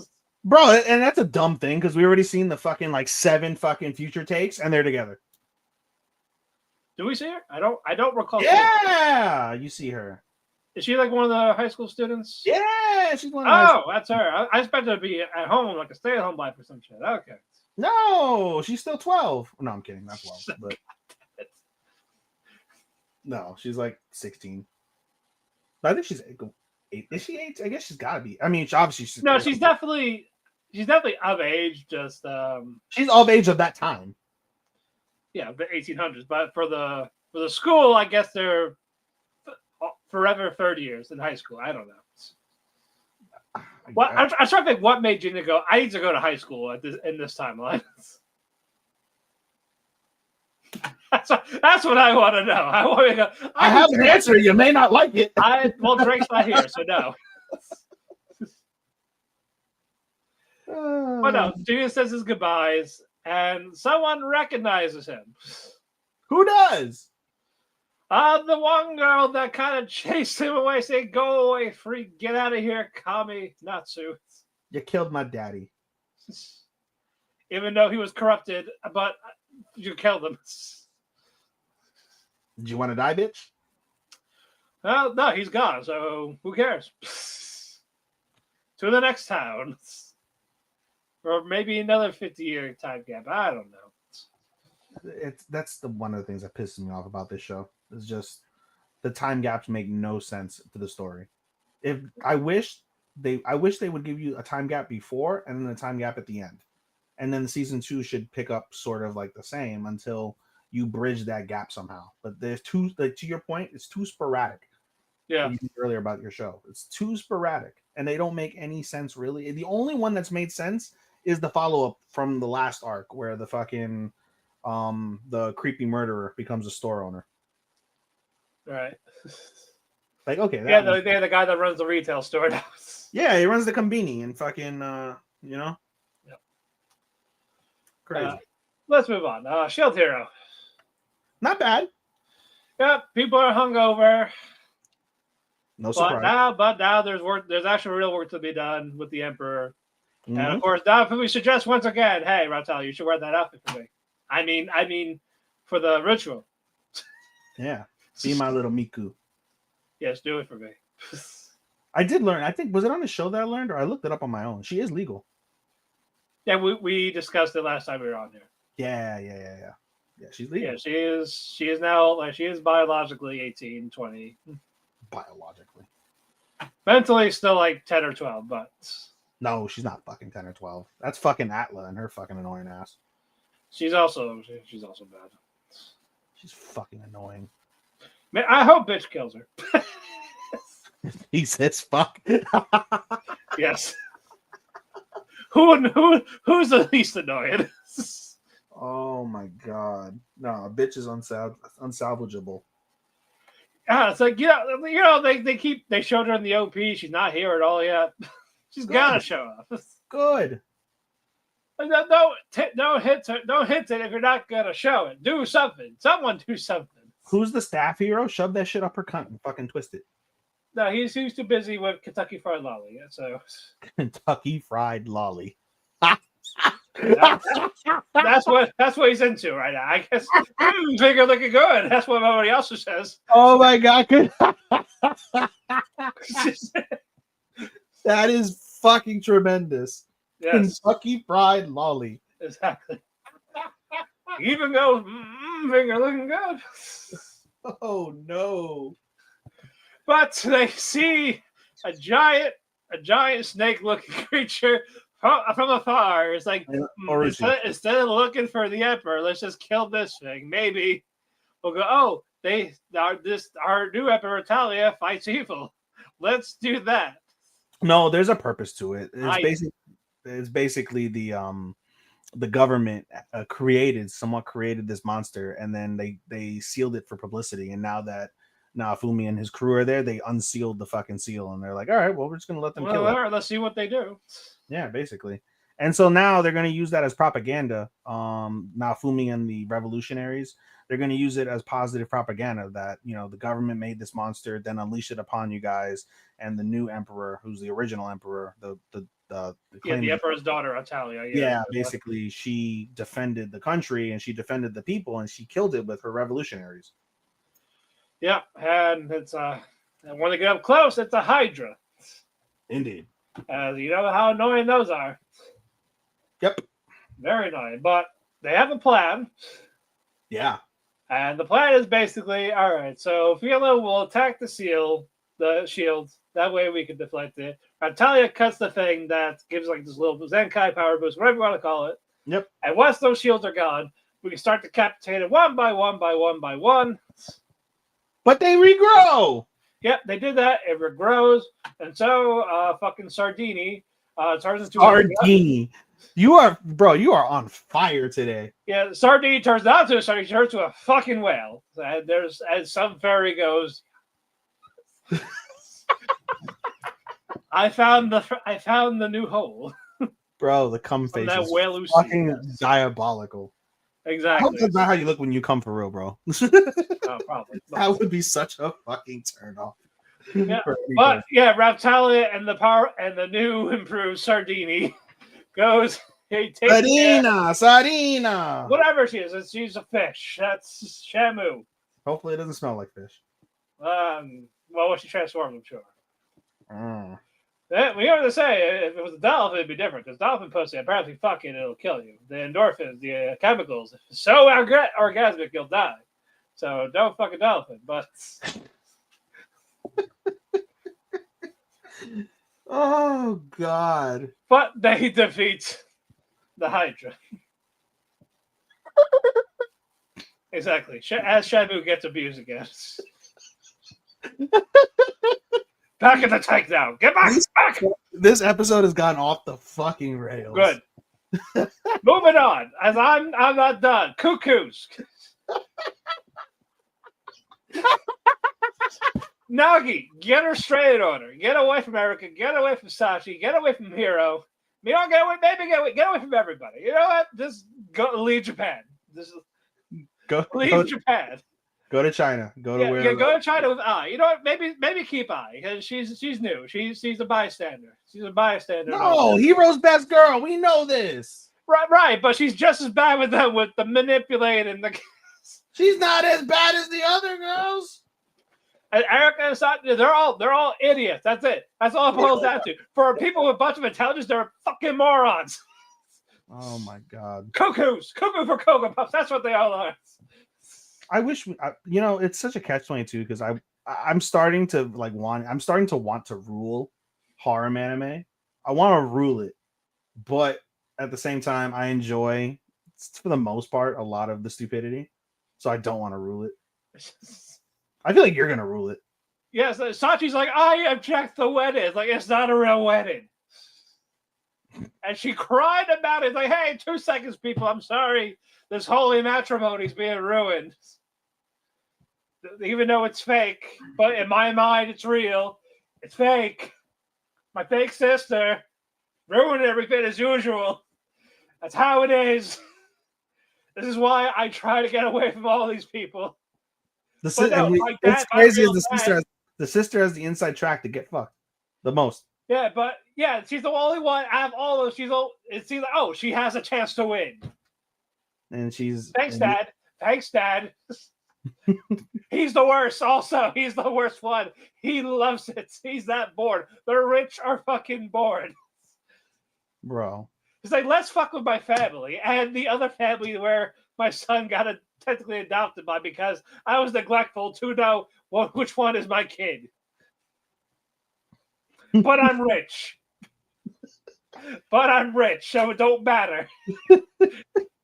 What are you gonna do about it, you poor? Yeah, exactly. You poors.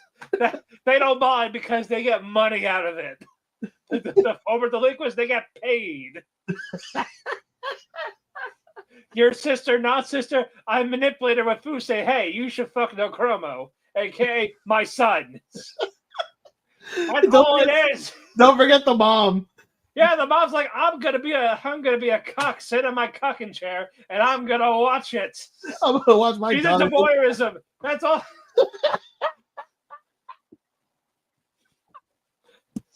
As I said, I hate everybody here. So for Erica to make it better, say, let's all get married for real, for the photo. And let's all do these poses. Let's all pretend to kiss him. But oh wait, here comes no Chromo actually doing tongue lashing into Umino's mouth with the kissing. Hey girl, we weren't supposed to kiss him. What kind of Alabama shit is this? And she's like, no, stop it. Shut up. I'm leaving. Slams the door. It's not what I meant, Baka. And fucking Erica goes to Sachi saying, so that was on purpose, right? And she's like, yeah, what of it? Right, that makes sense. Yeah, then she cries about it. Like, you're all taking my OD. And this is what happens. I kiss him because of this. I need to be in this. And then fucking I goes to Sagawa saying, hey, truce. There's an alliance. Because, Sachi's the main villain, not us. We're all background characters. And Sagawa's like, right, I believe you. That also makes sense. I'm back to being a background. I will do whatever you say. I'm going to do it tonight. I love how I haven't seen this, so you just went through the whole episode. Yes, you're welcome. That's why I said it's suicide awareness, but you know what? I'm going to do it tonight because of this. But oh, dear God. So Nagi goes back home thinking it's going to be peace and quiet, but no, here's Sachi, here's Erica. Nagi's giving Sachi the cold shoulder because, she fucking kissed him. And she's like, why is he mad? You kissed him. You kissed him. You kissed him for real. That's why he's mad. And then they're fighting, and Erica flips the table with the Katsuda saying no, even though he made all that food expensive just now, just say, hey, you two are going to talk it out. And then Sanji talks about, I kind of had a feeling we weren't really related because we have nothing alike. We look nothing alike. We got nothing in common. And she doesn't want to be away from him. And then Nagi's like, I kind of thought about it. Because, after you kissed me, I guess you're a contender now. So they kind of made up. So they get payback at Erica. Because Erica was the one that said, hey, Nagi, when Sachi kissed you, it was on purpose. Threw her sister under the bus. So they get their revenge saying, hey, Erica, so me and Sachi are going to get married for real right in front of you. And they go to kiss. They're like, psych. My voice is done. I'm done. I know, bro. I can't take it anymore. Of my life on this show. We've done this show for over 4 years, Matt. And this is one of the most epic crash outs you've ever had. I'm at my limit. But you're not dropping it, motherfucker. Who's that? I'll take Summers over this.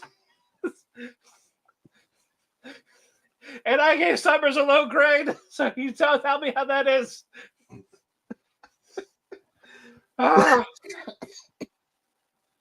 Okay. I had tears in my eyes. That's how fucking great that rant was. All right. We're not talking about Girlfriend because you did not watch that. Nothing. No, some cool stuff happened. I'm not going to talk about it. I'm calm now. I'm calm. I'm fine. Cool. I'm fine. I want to see you keep crashing out. This is fucking gold. I want to clip this. I'm done with the crashing out. I want to clip this. That would go. Tell Sean to look for it and clip it. Bro.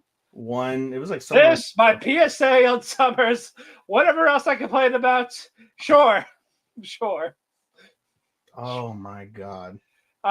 With You in the Rain, I fucking love Krause. The German. Sean? Yeah, she's adorable. She is.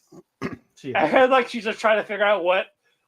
She's like, why don't you know that you're a writer? What is it? And she asks Fuji's friends, like, what does she write? It's like a romance type of page to Fuji with the glowing red eyes. Like, that's awful. That's stupid. I don't like that answer. It's not a good answer. Like, she was about to do her own final solution to these people. She doesn't get an answer. Her own final solution. Yes. Jesus. But it was like that. Fuji we should rename this episode Abortions, Crash Outs, and Final Solutions. Yes. For the future of science. For the future of science. Yes, for the future of science. Pro-choice, crash out for the future of science. Yeah, but I like that Fuji was actually reading her poem in her head while talking to Kiela and all this. And then the dog eats it. Yeah, the dog ate her homework. Yes. God damn it, you. But okay. But still cute. The show's still cute. It is. This won't get my 13, but it's still enjoyable. Yeah, same. All right. Let's do Dress Up Darling. Oh no, we're not going to sleep tonight. Yes, we're not. We're not going to sleep. But no, we're pretty much they're trying to figure out for the Coffin Girls group. Marin calls Inui, the older one. Juju, yeah. Say, hey, we're doing this. You want to join? No. And as soon as she hangs up, here comes Shinju, the younger sister. Like, who is that? Oh, it's Mar. Oh yeah, she's talking about Coffin Girls. Like, wanted me to be in it. Like, you're doing it? Oh man, I can't wait. Right. And she's like so happy. Oh, I make her do that one scene where they're all at the banquets. It's really cool. All the props, the visuals, and then fucking Sajuna just goes, I'm in. All right. So they both get there like instant transmission. Basically. Yeah, they're all talking about who's gonna be what. I'm stopping with family. No, you're not. Yeah, not anymore. Not anymore. Yeah, they're talking about all who they're gonna be, but Akira says, "Hey, I'm gonna go for a smoke break." Yep. So does the adorable trap one. He goes, I'll smoke too. I don't smoke. Then Gojo's like, all right, I'll come too. Like, basically, I'm gonna break. I'm gonna go piss. Yeah. Yeah. But Akira and Amane, they're talking during the smoke break. Mm-hmm. And it talks about like how she cannot be near Marin. And Gojo hears this. Yep. And Amane sees Gojo peeping out the window. Like it's fine. Like I'd rather no. So why? Why do you hate her? It's like I just can't be near her. And we don't get why. I feel like it's a fangirl type of thing. I don't. I think it's I don't get the hatred parts. I think it's like some trauma, and she hates like Gairu's like that. Or she cosplayed a character that she doesn't like. No, I think if it was anything with a cosplay, I think it's probably like they try to do the same cosplay and fucking Marin killed it and she got jealous. That'd be the only thing I think cosplay. Well, I think she talks about she doesn't cosplay much. She mostly does props. She does like original character, but I think she's jealous of Marin, or she has some like trauma from a Gairu. Maybe, or she could be the fangirl that admitted it. It could be anything.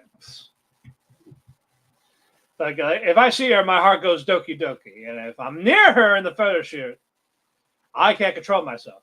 If I sniff her, oh yeah, like that. Like that one in Call of the Night. You remind me of your mother. No chromo. Yes. So they got their plan set up to be like weak, but Marin buys the outfit. You know what? I was kind of cool. I was actually happy that Gojo was like not mad about it. Yeah. I was like, you know what? Gojo wants to contribute. You skipped over the fact that Gojo's like, can I contribute? And they're like, you want to make props? Okay, I'll make props. So basically play the game. So he's gonna hang out at Marin's house to play the game. Yep. And then get an idea of what props to make depending on what scene they want to do. The banquet scene. Yep. But he's got to get there first. Yeah, you gotta get there first. It's like, and Gojo questions Marin like, "Hey, like you're scared of horror movies, but this is okay. This horror game. The girls are hot, so it's fine. They're hot nuns. They're hot nuns. Exactly. I mean, I get it, but yeah. But they do it. Not that. Not yet. Not yet. They will. This probably not here, but no. Gojo plays the game. Like, oh man, it's late. I should probably. It's only 10 o'clock. He's like, and Marin's like, well, maybe you could spend the night. No. You have a vagina. I can't do that. No. I don't want. But like, it's a platonic thing, Gojo. Calm down. You sleep in my dad's bed. Oh, that goes over well. Exactly. But as Gojo looks at the trains, service stops for an accident. Yep. So well, I guess I have to stay the night. Well, if I'm gonna stay the night, but I can't sleep. It's like, so if I don't sleep, I'm not really sleeping over. So I'm gonna work on like her wig, a little bit of the measurements. Play the game. Yeah, play the game a little more. He's looking at the energy drinks. Picks up a monster. Yeah, picks up a monster. But Marin doesn't see the energy drinks. He sees what's next to it, which is adult checks. Condoms and adult stamina drinks. Yep. And he's like, what are you doing? Like, I don't plan on sleeping tonight. And then Marin's like, Nani? It's like, are we going to do it? Doki.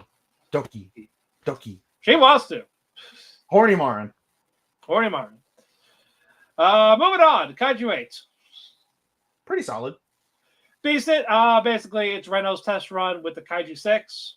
Yep. This is mostly more about Iharu than Reno. Well, it's a mix of both. It's a mix of both. Yeah, more of like Iharu feels like he's being left behind because everyone's getting these Kaiju power-ups or they're stronger than him. He used to be better than everybody in school. He used to be the smartest. But as soon as he got to like this Division 3 or whatever, he got outclassed by Kafka, Kikoru, Gen, Hoshina. like a lot of people, almost half the division. Yeah. And he was like kind of on par with Reno, but now that Reno has his Kaiju 6, he's like, oh shit, now I'm definitely behind. Yep. They're fighting one of these Kaijus. Reno's finally shooting his ice bullets. He has a 10-minute time limit. Yep. So basically, after that, like it's gonna be too much on your body. You're gonna stop. And the captain coming. But Reno gets greedy with power. He wants more power to fight these things. So like up like 45%, like 49%, 51%. And throughout this entire thing, he's torn like 16 ligaments. He's broken 5 bones. And they're like, "Hey, stop it! We're gonna interfere. You can't do it anymore." No. Yeah, fucking Ihara was like, "Hey, I got it with him. He's with me. We're gonna do it together. It's teamwork. Teamwork makes the dream work." I come in peace, and he's peace. Yes. Yeah, that's to be fair, that's Okaru and Momo then and there, but that's a different time. But so yeah, that plan's gonna be in action end episode. There's good stuff. I think my real complaint with this feels like a whole setup to get ready for season 3. It does, and it's like it feels like a training arc. I'm very shocked this is not a contender for number 1 whatsoever. That's the thing. Like look at it, like I had it like in the middle zone, but like as these progress, like they're just waiting for season 3. They're just waiting for season 3 to just like we got the big conflict with the father being consumed by 9. Yeah. Now that's what carries the show to its high position so far for me, is that entire scene. Yeah. Yeah, that's how I felt. Like, okay, I see where this is going. Hey, we got 4 left. Yep. I was like, all right.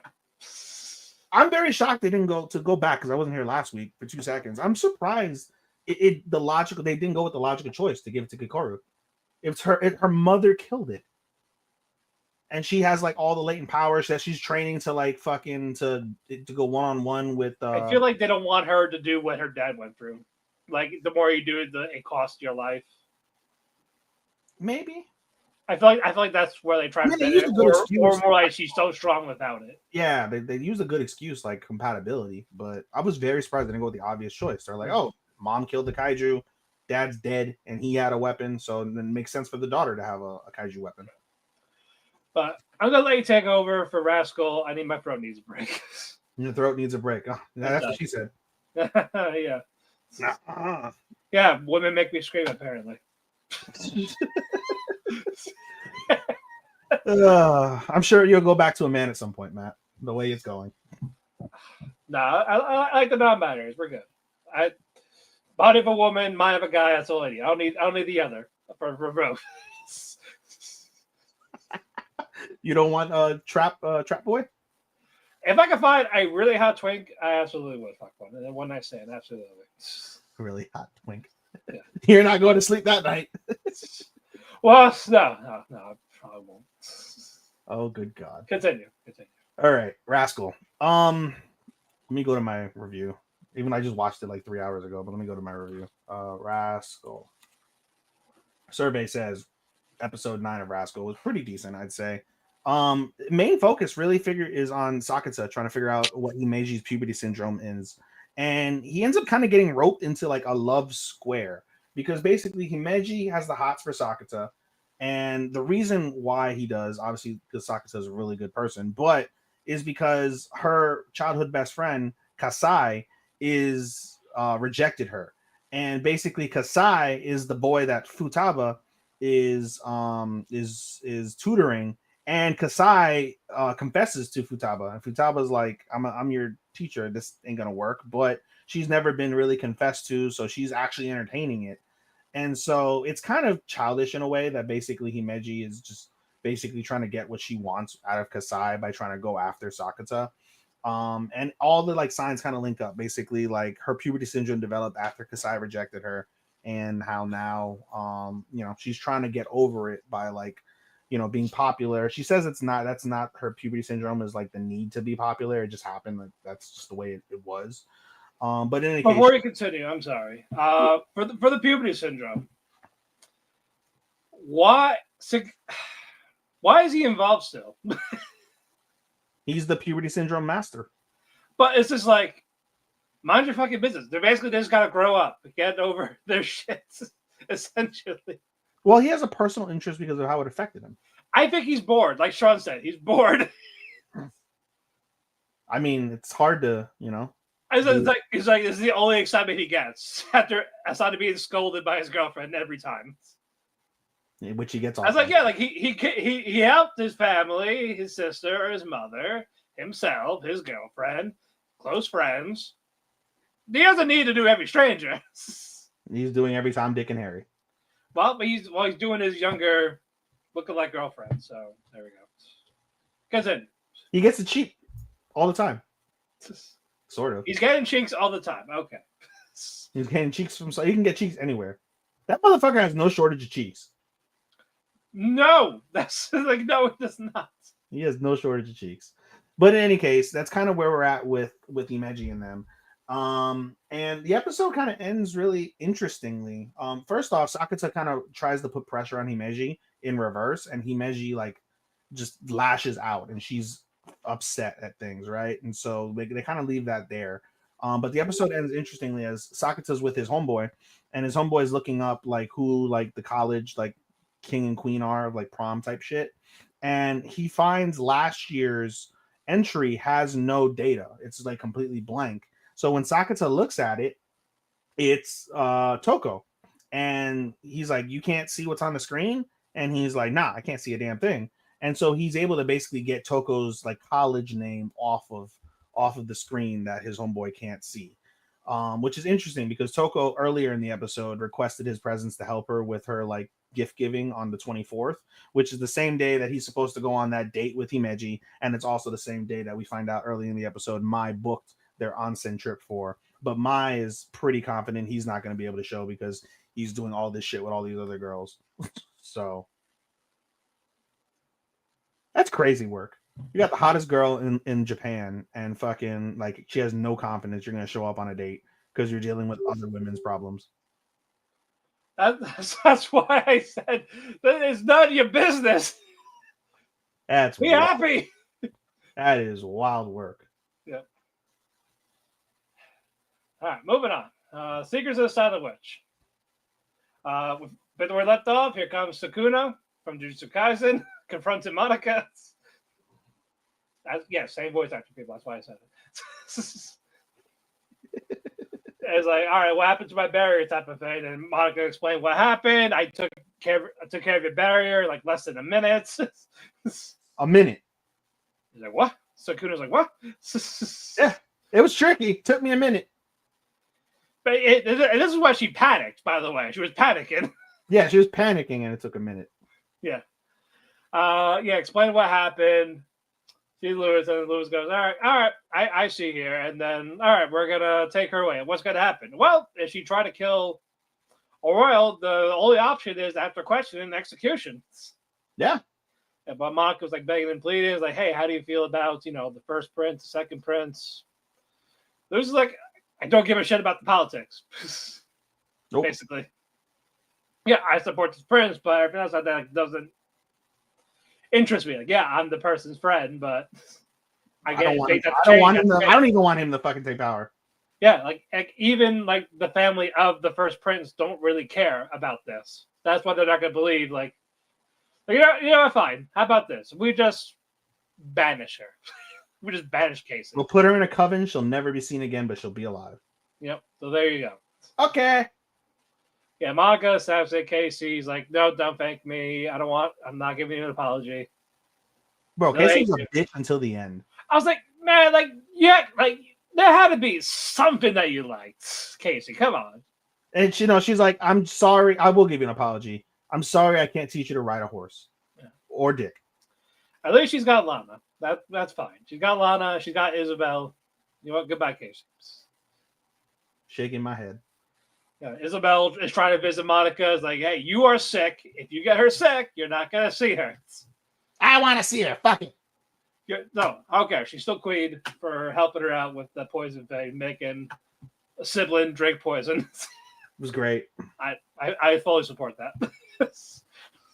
I just wish the other two drank the poison with her. They were smart. Nah, I give them props. They were No, smart. she should have just ordered, like, hey, you too. I don't wanna. You want your arms cut off? Maybe. You do it. But who watched or overheard this? Felix. Yep. So now he kind of knows it's Monica, or The Silent Witch. yeah. But it's like I fell in love with her that fateful day when she saved one from the Ever Dragons. So now Felix is teaching Monica how to ride the horse. So she could ride that dick. Yep. And then Even though she's not, she's gonna be getting with Cyril. I found out, by the way, she's 16. who, Monica? Monica's 16. So she's Yeah. actually like valid of school age. That's why Lewis sent her to school. Yeah. Which is Yeah. crazy. Yeah. At first, I was like, oh, how Cyril's not gonna get with her. Like Monica's way older. No. No, she's of age of the school. And well, technically. Yeah. But what you call it? Elliot during chess club sees Monica. He's like, hey, I kind of did you dirty in your first chess game with the rook tonight. Sorry, king the rook. Foul play. I'm sorry. It was my fault. I got. Yeah, and he's just like, you should be mad at me. Like what? Why? Like I got a point. Like what? I got no reason to. So, and that made him go give him his old free hatchback. Hemo the hero never got mad at me. And you see the fucking he caused great bodily harm to Felix by getting him purposely fucking his arm broken shit. He died for like 2 seconds. But yeah, we see a young Felix who the voice actor is very off. Mm-hmm. Like I like how bad Felix was a but no, very coddled, sheltered. But the other guy's like, hey, if you want this, you gotta go up there and get it. And then yeah, he falls down, gets stabbed by the tree branch. Rip. He's dead at the end. And No, serious. as there goes the punch, like, Felix like, no, wait, that was me, I did it. You should be mad. No, like you're helping me, so I have no friends. yeah. So look at this. So basically, Maga's making friends, even though Casey's gone, Yep. and Felix is now crushing on Monica. Felix. Oh yeah, Felix on those. Yeah, I think Cyril's gonna win. Cyril's gonna win. I mean, I like Cyril more than Felix, but they'll probably. I'm putting my money on Cyril. I say he's got a better chance. Tsundere man. How rare. Then they're around. I mean, I don't watch many series with Tsundere men. Ko from Fruit Basket. Yeah, he's one of the few. Okay. There are plenty. I'll get a list later, but there have been plenty. Sure. Okay. Inosuke. Oh yeah. No, Inosuke. Who the fuck does Inosuke like? No, I'm saying like with the personality, you can still be a tsundere without liking someone. Oh, I'm equating. Are you talking about like an actual dating thing? Yeah, I'm actually talking about like dating. Oh. So Ko is valid. I Okay. agree with Ko. Okay, well, I'll still find more for you. Sure. Co-main, Call of the Knights. Are we at Co-main already? Yep. All right. Hell of a show. Hell of a bro. They are on a run. They are on a run. Yeah, Call of the Knights is going. This keeps going up for me. So This is top 3 easy, bar none. right now, yeah. Yeah, we got like a few episodes left too. Yeah, 3. Yeah, 3 left. They're almost all of them like 3. 3 to 4. 3 to 4. Yeah, except for Hero X and Mysteries. That's just 2 left. But yeah. Anyway. Yeah, Anko, Nazuna, Ko, they're all outside together. She just wanted to say hi. Like, hey, my old buddy, my old friend. Hey, girl. It's Halloween. By the way, hold on, pause. The show starts off with a disclaimer talking about unaliving and viewer discretion is advised. For the scene, it was one scene where I thought she was going to Russian roulette it, and it didn't really do much. I was like, I guess this is society now where you got to put a trigger warning for this. Yeah. Like, I didn't feel that warranted a trigger warning. Right. In Maybe. a season that has Takapi's original sin, Yeah. like that's your trigger Yeah. warning. No. Nobody's touching that this season in terms of that type of Unaliving. discretion of anything that was those trigger warnings. No one's touching it. This No, season. at all. I thought it was Like very not even. Like not even after episode 1. It was nothing was touching it. pointless. It was a pointless trigger warning. This It's week. a valiant effort, but it happened. Not at all. But yeah, no, basically Anko's like hey, it's Halloween and vampires are gonna die. So I'm not gonna do it now. But Halloween. It's on. Halloween's important. Because that's where everything happened. She won't do something in the middle of a crowd, right?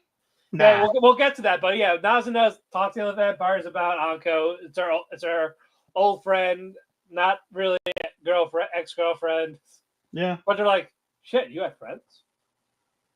Not mad about, vampires potentially dying, just, you got friends? Why didn't you tell us you made a friend? Yeah. This whole time. But it is Halloween. Nico tells Ko, she ain't gonna do this. Like, yeah, you're right. But I get this feeling. I got a feeling. Yeah. Ooh. Yeah, so Ko and Akira, they're hanging around Halloween Town, essentially. Akira in a maid outfit. Yeah, they make them dress up. So they put, and they bro, she's in middle school, and they're like, damn, you got a huge ass rack, girl. Yeah, they're all like, man, we're gooning. Gooning over the fucking. And fucking Nico's 13, job. 13, I think they're gooning over the 13-year-old's rack. Yeah. That's wild. And Nico's just basically, I am in class. I'm a teacher, so I'm gonna fuck a student, basically. AKA turn a vampire. Yeah. Vampire. Yeah, no. But as she's trying to talk to her students, bam, headshots. Yeah. And it was like an Anko in a mask, and she just goes away, and then Ko. Well, she stopped. She saved the girl from getting raped, and then fucking almost killed the fucking graper, and was like, "I'll let you go if you give me your outfit." Okay. Yeah, you gotta do this for me. One tobacco, one cigarette offers your life. Okay. Yep, basically. Ko checks up on Nico. Is like, yeah, I'm fine. Just got shots. By the way, another thing that pissed me off is the crowd is so stupid. Yeah, they're totally drunk. No, I think a lot of them are sober. They're just dumb. Okay, if looking at the party, I get it, but yeah, okay. They hyper focus on the 3 drunks a lot. That's why you think they're drunk, but they're not drunk. They're Well, Nazuna's getting drunk. I'm sorry, Nazuna's getting drunk. Sari is hooking up, is on a date with the boy vampire. Yep. And fucking Aku goes up to them in public, shoots them. Shoots both of them and just it's for a prop. No. She only shot one. She didn't shoot the other one. Oh, she didn't shoot the other one? She shot the chick. Sorry. Yeah, she only shot Sarah. It's it's just a prop for a movie. So dumb. No, it's a real fucking bullet. Yeah. Yeah, so they're like, we're fine, we're alive. And so Ko, I guess you were right. Is like, so where could she be? Well, we go to school. We're gonna kill this bitch. What? The first off, they're like, we're gonna kill this bitch, and Cole's like, no, don't kill her. Nope, she's gonna die. She has to die. Yeah, this is what she's doing to us. We gotta kill her. So boy vampire tries to catch her, but she's used to vampire moves, and so she quickly evades and then shoves a fucking trash can on him, WWE style. Yep. And kicks it and was like, oh, you don't know what's up. You don't know what's down. He gets the trash can out. He's like, catch me if you can, bitch. Yeah. Where can she be, Matt? She went to school. Who's at the school? Nazuna saying, what's up, Holmes? And she's like, hello, my dear Watson. Yeah. So they're going to fight in school. World Star. Yeah. All right. Now, our main event. Dr. Stone Science Sutra Part 2. This is crazy. Basically, it's time to put the plan in motion. So basically, look for Stanley, look for the hostages, because I'm pretty sure they're gonna be like a bargaining type of thing. Nope. So it's Suika and Francois. Yep. They're looking around, and of course, one of Stanley's people gets bit by a venomous spider. Yep. In a lewd pose. Plot. Charlotte. I assure you, it's crucial to the plot. That's plot, damn it. And Francois like, just leave it, but Suika's like, nah, I can't let someone die. Not on my Right. watch. So Suika blows her cover Saves the to woman. revive her, basically. Yep. And now she's getting chased. Yeah, Yeah, while she's rolling like a watermelon. But she goes by where Ginro and the other samurai are. Yep. And Ginro's like, someone should stop them. It's like, dude, like, just get. He finally breaks free. By the way, He's so useless. I He know. is the worst character in that show. Oh yeah, no, he is. And yeah, he grabs a bad piece of bamboo and hits it like, oh yeah, I forgot I could fight. Really? I'm not crashing out again. No, No, do it. Fuck it. It's no. crack shots for the future of science. Go ahead. Smack shots for the future of science. No, we're editing this fucking name. No, but no. Giro does this, but he eventually leads to being caught again. Because he's an idiot. Yep. But Francois sees Stanley. He's like, hey, he hasn't killed the hostage yet. That means they're planning to negotiate. So okay, I'm not here to kill. 21st century war tactics. Yeah, so I'm assuming you're not here for the same thing. Like, we're not your enemy. We're not soldiers. Like, Francois was basically speaking in his language. Yeah. We are non-combatants. Yeah. It's like, we're not killing you. But if whoever attacks us, it's on sight. Basically. Because we're defending ourselves. Kill or be killed. Basically. So they all look at afar like, oh, they're kidnapped. So who jumps in? The attack team. Kohaku, Hyoga, and our middle school primate. No, he's high school primate. Whatever it is. He's a primate. He's primate. Tsukasa, yes. Yeah. Yeah. Yeah, they're both still wounded, by the way. They still have those gunshot wounds. Yep. Haven't healed yet. Yep. And basically it's like, hey, we kind of can't kill them because it'll lead to, people at our base being killed.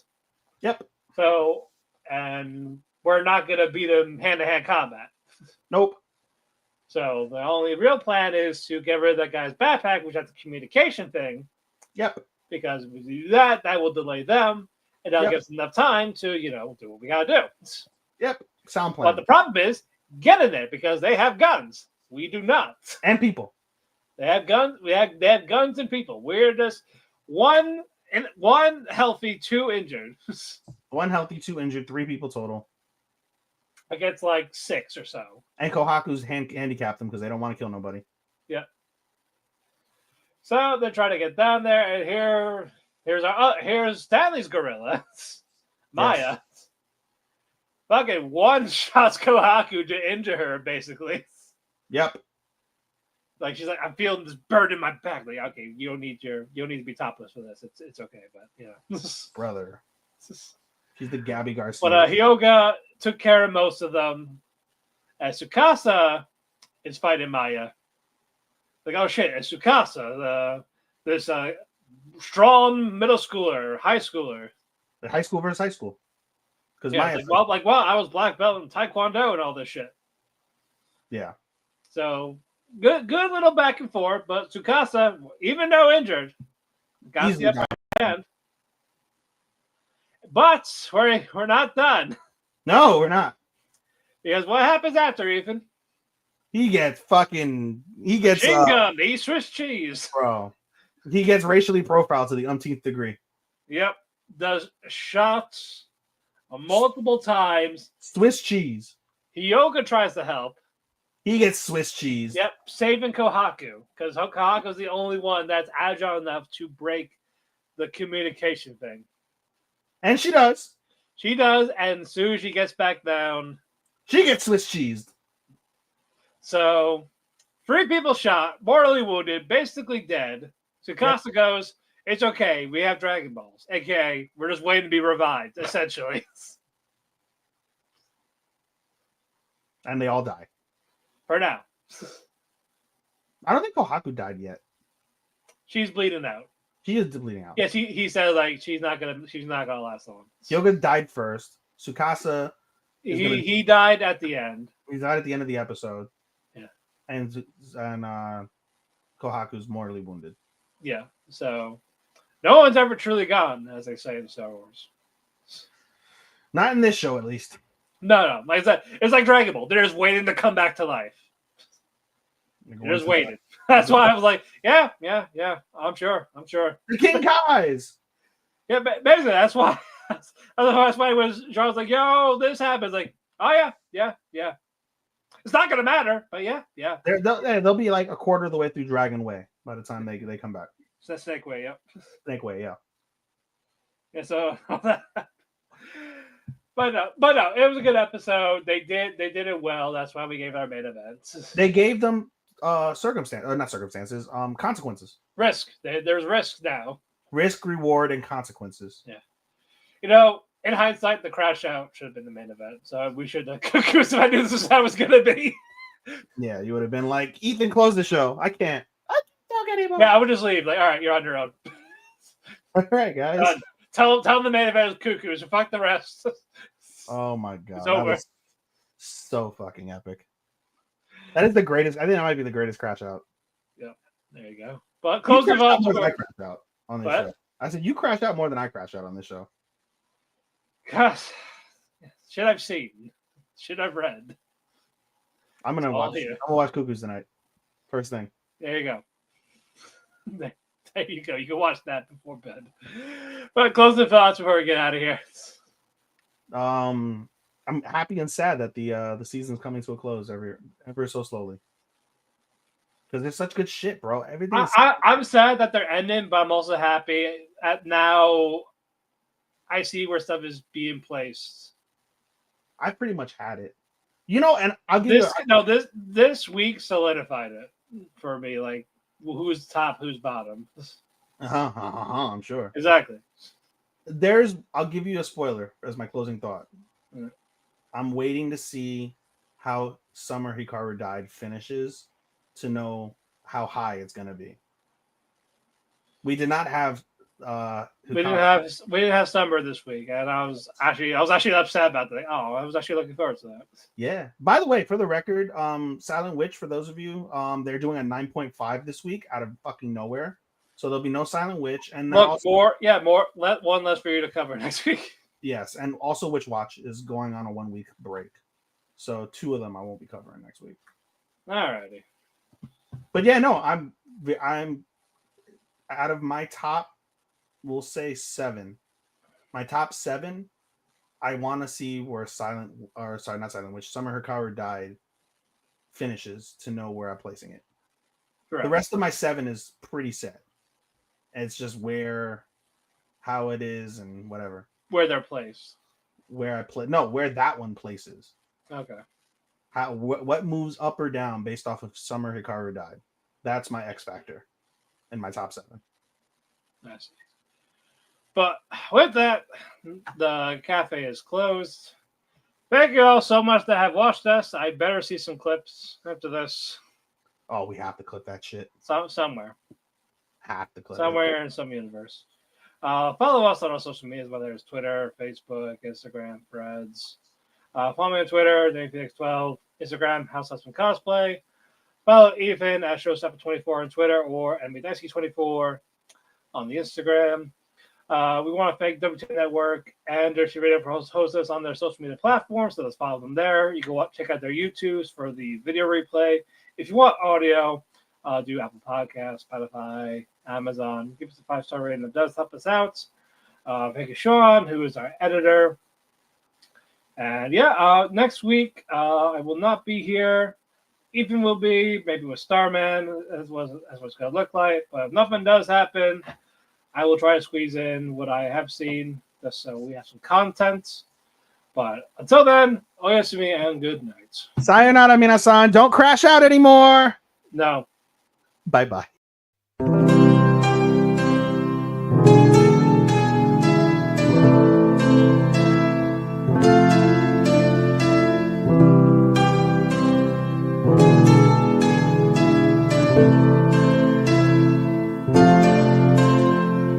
When the sun goes to sleep, I find myself in a heap because it hurts so much to be away from you. It makes my day when I get a text from you.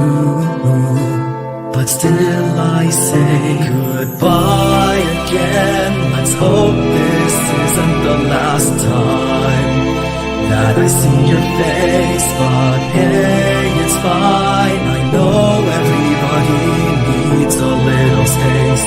There's no one to blame. Goodbye again. Let's hope this isn't the last time that I hear your voice. But it's your choice. I can't keep you here forever. Just promise me